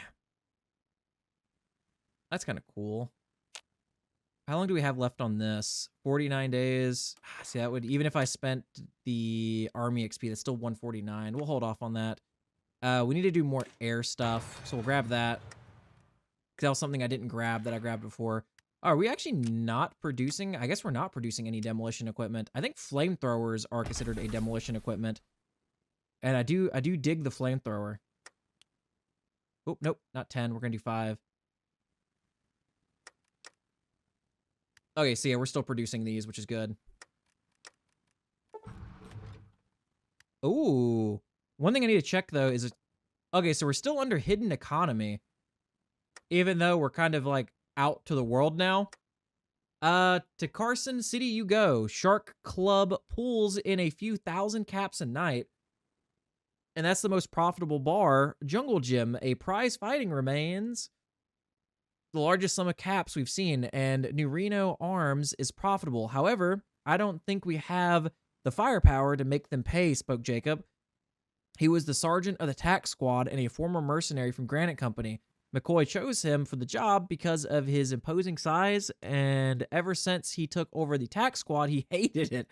It was one bad day after another, dealing with the rough and tumble denizens of New Reno, and now he was resigned to being the lackey of a prostitute. At the very least, she was good with numbers and could hold a conversation. As Missaria wrote down the exact figures his squad had observed, she logged them on her computer before turning to him. Tell me, Sergeant, have you heard of the emergency tax proposal? Jacob raised an eyebrow. The what? Emergency tax proposal, the pre-war government's plan to tax its citizens post-war, spoke Miss Aria calmly. Jenkins' jaw dropped. You mean the damned government was going to collect taxes after the Great War? Miss Aria nodded. Least what I can gather from a few records I found shifting through the building's files. However, I don't know a damn thing about it. That's where you come in. I arranged for you and your squad to go to the old Nevada office of the taxation in Carson City. See what you can find. Jacob shrugged. So sure as hell of a lot better dealing with New Reno thugs, so collecting in Carson City. Okay. That's actually cool. I like that. That's hilarious. So accepted ghouls and super mutants. Oh yeah, so we get a really bad stability modifier from that too. So collection in Carson City. Oh my god. It's not like this was a secret operation or anything, but it was considered a high profile. The Nevada Office of Taxation had long been left derelict by the Yakuza and the New Reno gangs. What use were pre-war records of income and tax procedures to groups that idea of taxation was none too different than Jacob and his tax squad. By the time and his Secret Service agents arrived, army units had secured the building and shot up a few feral ghouls that were wasting away inside. There was also a small rad roach infestation, but that was being handled. Heading down to the office's server room, the hum of the fusion generator broke the silence as his agents began searching through the records. Even an incomplete record would be more than enough. However, most of these servers were filled with internal correspondence of a tax office staffed by sociopaths, the fear of automation taking their jobs, and a corrupt chief tax auditor who was also on the payroll of every casino in Vegas. Most interesting was a correspondence about the auditor being complicit in tax evasion with Mr. House in Vegas. Then they found it, a digital backup of the revised 2067 emergency tax proposal archived as per a 2075 directive that all states' tax office have one. Jacob immediately downloaded it onto a holotape. Part of him laughed as he thought to the old saying he was told by McCoy when he was put in charge of the tax squad. Nothing in life is certain except death and taxes. The revised 2067 emergency tax proposal. Jesus. Okay, when do we get... Oh, what is this? The Guardians of McMillan. Located northeast of Tonopah Air Force Base, McMillan Air Force Base was one of the larger Air Force bases in the state of Nevada and home to the Air Force... to the Air Forces of the state. Under Air Combat Command and Aerospace Defense Command, the installation served the primary job of protecting and assisting the Air Forces of Area 51 and the Groom Lake Test Site. Air Combat Command of the two was in charge of field testing aircraft from Groom Lake, whether it be new pieces of ordnance or technology. Oh, we read this before. Given its proximity to Groom Lake, it was, of course, bombed in the advent of the Great War. In the aftermath, McMillan would come under the control of the Guardians, a group who sought to gather technology from tribals and wastelanders of Nevada, which in turn sparked an all-out war with the Desert Rangers to the west. They used the Air Force Base's old A-15 Leopards to drop ordnance down on the Rangers during the conflict. Oh no, that was a different one that we read. Never mind. This is a different Air Force Base.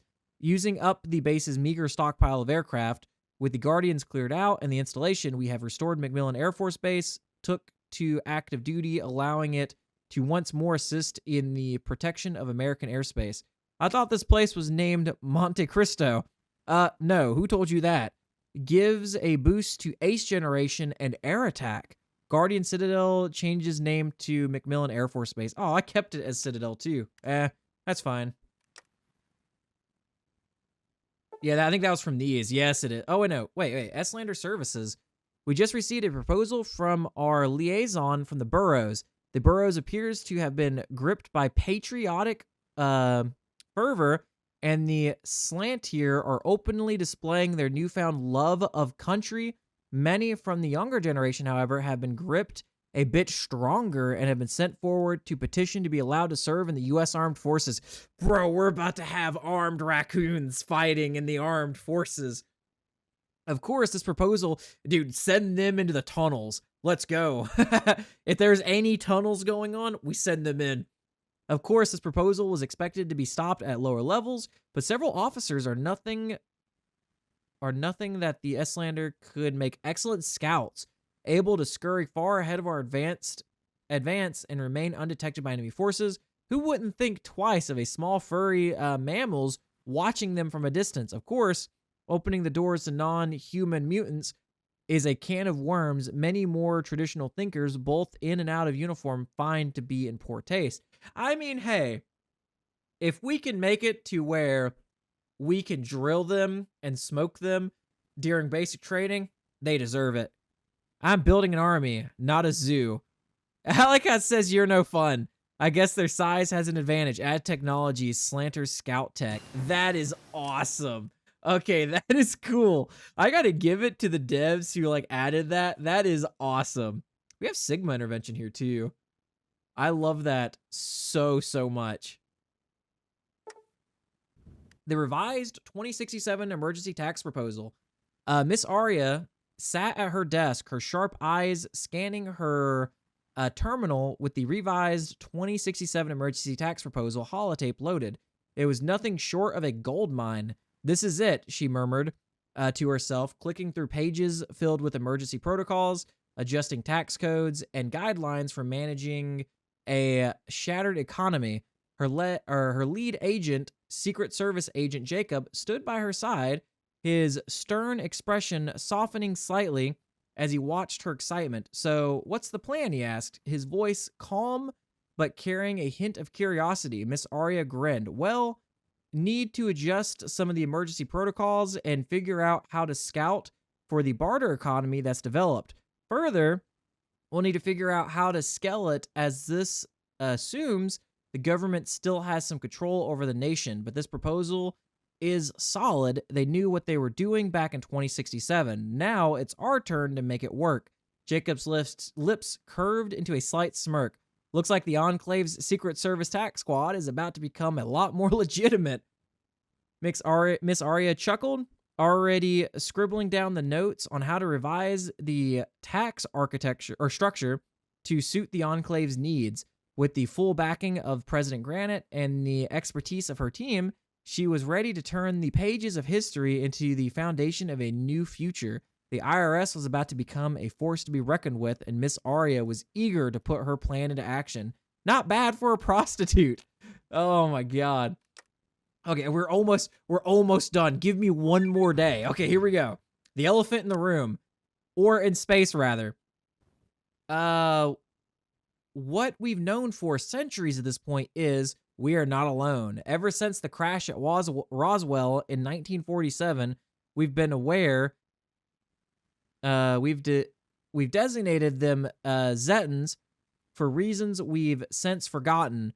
We know they've been watching us, studying us, abducting us. They are not friendly. They do not come in peace, and they don't want to negotiate. They even took a sitting U.S. senator, and we found his dissected corpse floating in the Potomac just before the Great War. Sadly, most of our knowledge on them went down with the Rig and Callahan, and the rest of the Enclave intelligence is trying to piece together what they can. If something happens, we must be ready, and it's not like we can send nuclear missiles at their homeland. There are rumors of something found out in New Mexico years ago brought here, but for the time being, we can only sit and wait. That's not very comforting. This will become more important in the future. For now, it does nothing. Oh my god, dude, we're going to have to fight aliens. We are definitely going to have to fight aliens in the future. It's going to happen. Yep, it's a thing. I actually want to go to Big Mountain next. Or Red Mountain. Because what lies beneath? I really want to know what's below Red Mountain. Okay, how long do we have left before we can attack the Protectron? So 71 out of 115 days.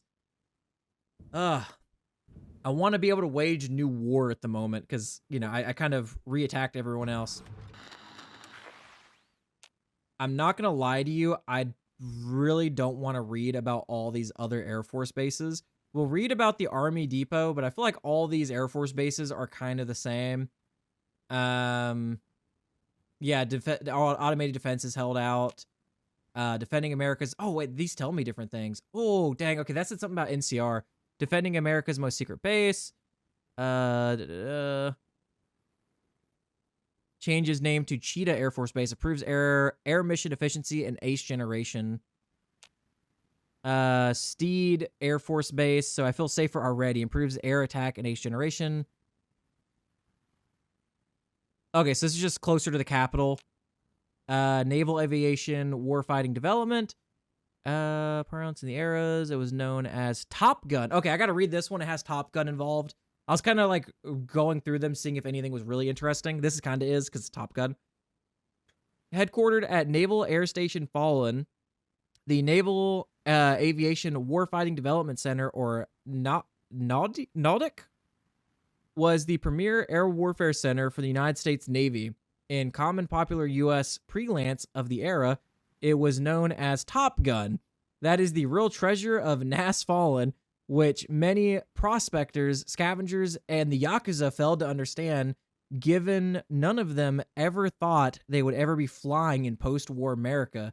Now that Nas Fallen is back in our control, we can open those old vaults and databanks and return the best of the best of the Navy's fighter school and put it towards our own fighters and vertibirds, as well as train a new generation of air aces to dominate the skies and the farce that is many Wasteland air forces.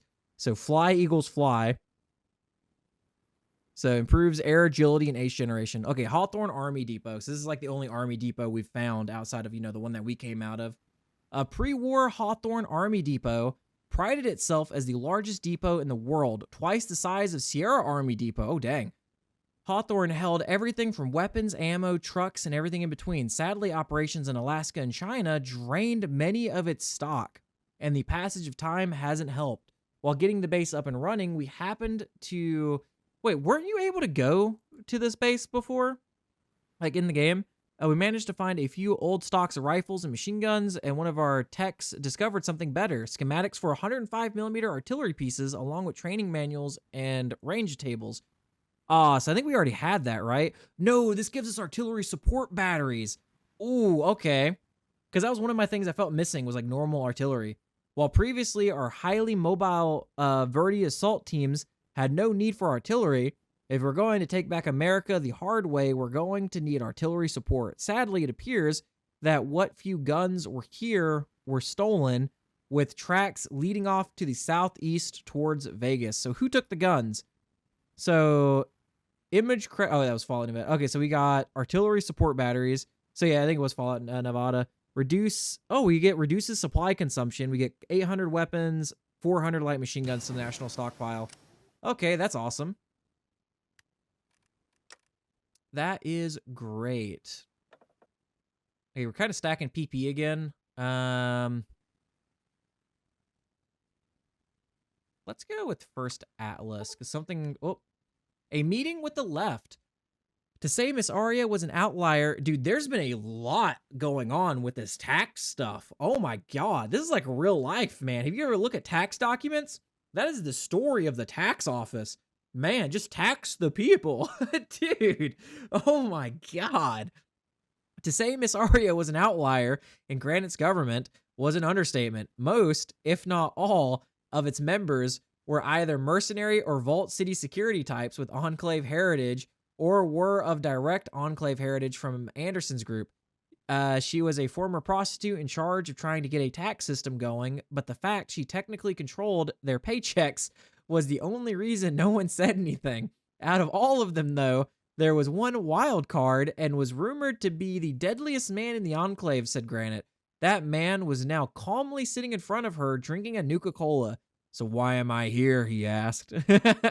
Miss Aria folded her hands neatly on the table, her eyes sharp. Colonel, I'm here to offer you something in exchange for giving your caravan company tax exemption status.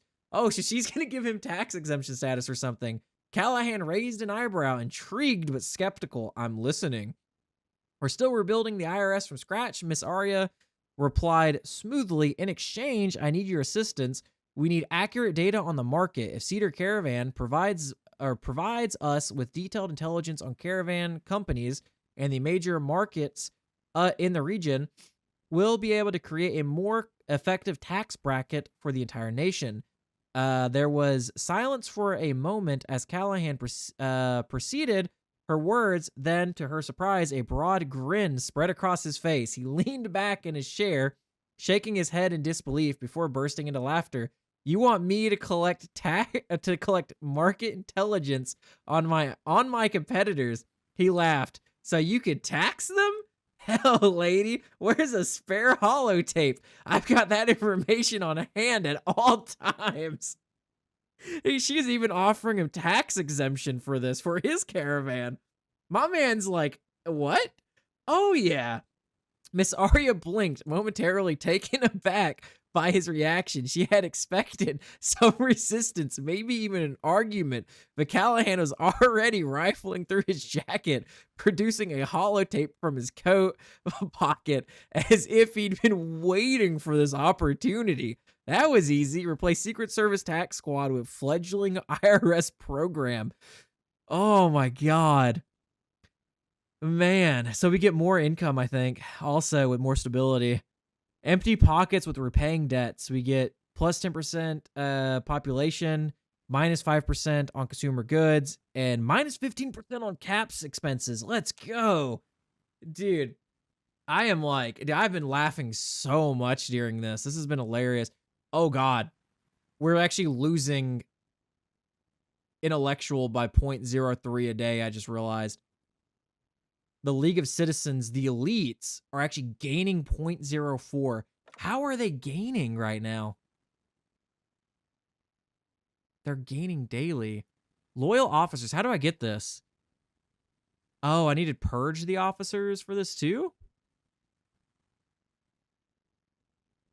I'm a little sad. Dude, I need to figure out how to regain more stuff, or if there's anything here that can nuke theirs. Because yeah, we're still doing this. Like, we're still getting a 0.20 on intellectual. Like, that's kind of rough, man, that's happening.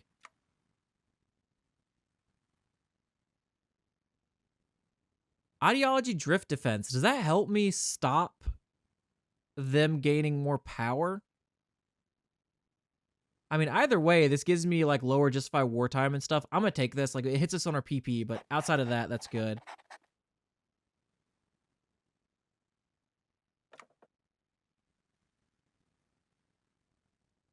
And we'll hit basic healthcare systems. That's just 10 PP.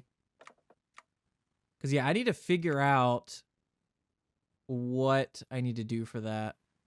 Oh, dang. Okay, wait a minute.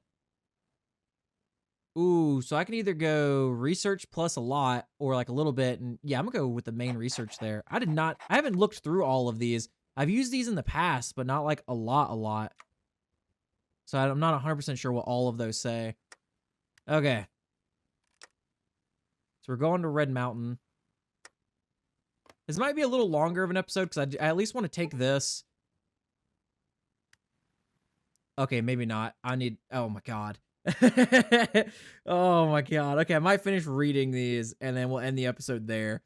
So I want to read this one first because I love the idea of these little raccoon guys in uniform. The Slanter Auxiliary Corps. It was odd seeing so many humans in the burrows. Actually, it was odd seeing so many humans at all. The only ones that consistently came were small caravans from New Reno and Vault City and the occasional overconfident Viper. All of them stayed above ground with top dwellers, as den dwellers had no interest in conversing with outsiders.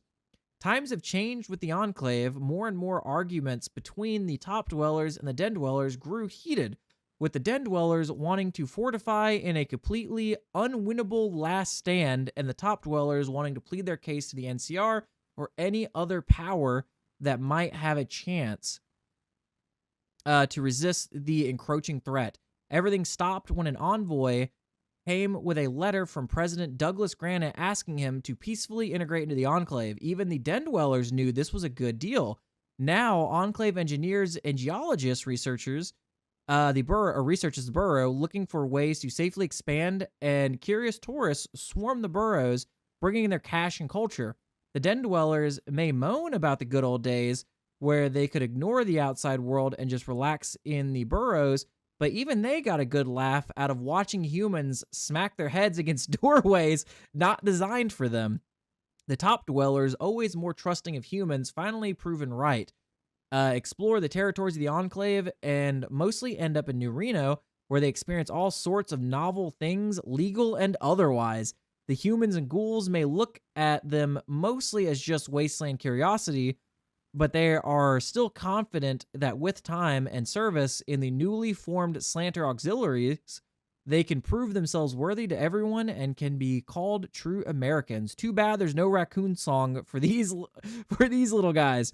Yay, more raccoons. Auxiliary Commander Jacob Smith becomes a unit leader. I'm going to put him in control of something. He needs to be in control of something, for sure. The proposal, this is for the IRS, because, big old IRS letters there. While nothing more than ad hoc, Granite had gathered up a colorful presidential cabinet. Miss Arya stood at the head of the Enclave's presidential briefing room, her sharp gaze scanning the faces of President Granite and his cabinet. On the screen behind her lay the updated, revised tax proposal, the cumulation of months of work, her plans to tax the Wasteland, possibly from Nevada to East Coast. The proposal operates on 3 tiers, she began, pointing to the map in front of her.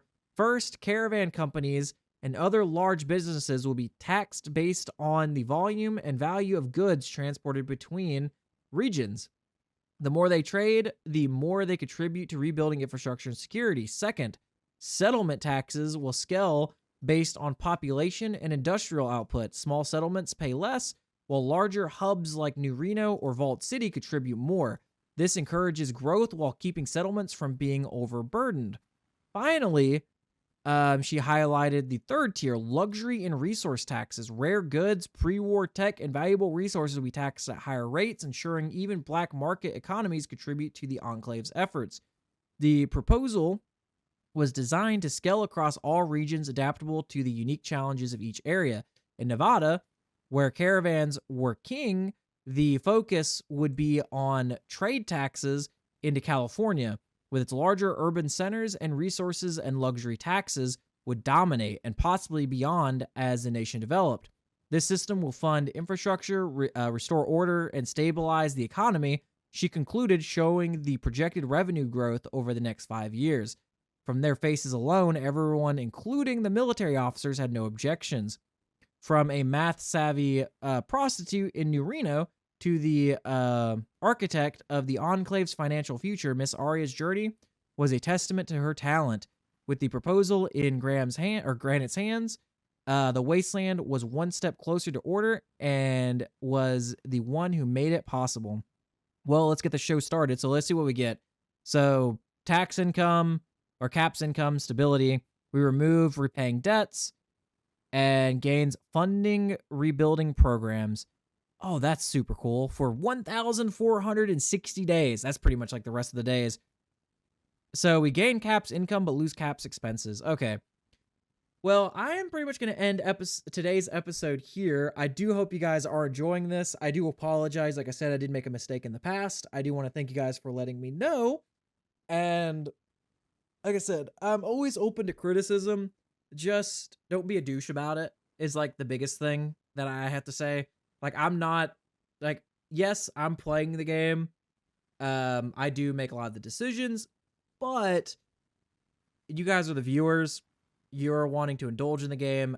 I made a mistake. Some of you guys did let me know, and I am here for that. As I have let you guys know in the past, I am always open for, like, tips and tricks and stuff. Like, just let me know. If you guys are new here, consider liking, subscribing, and or commenting on the video. It really helps with the YouTube algorithm and just helps us grow as a whole. Night Ops out.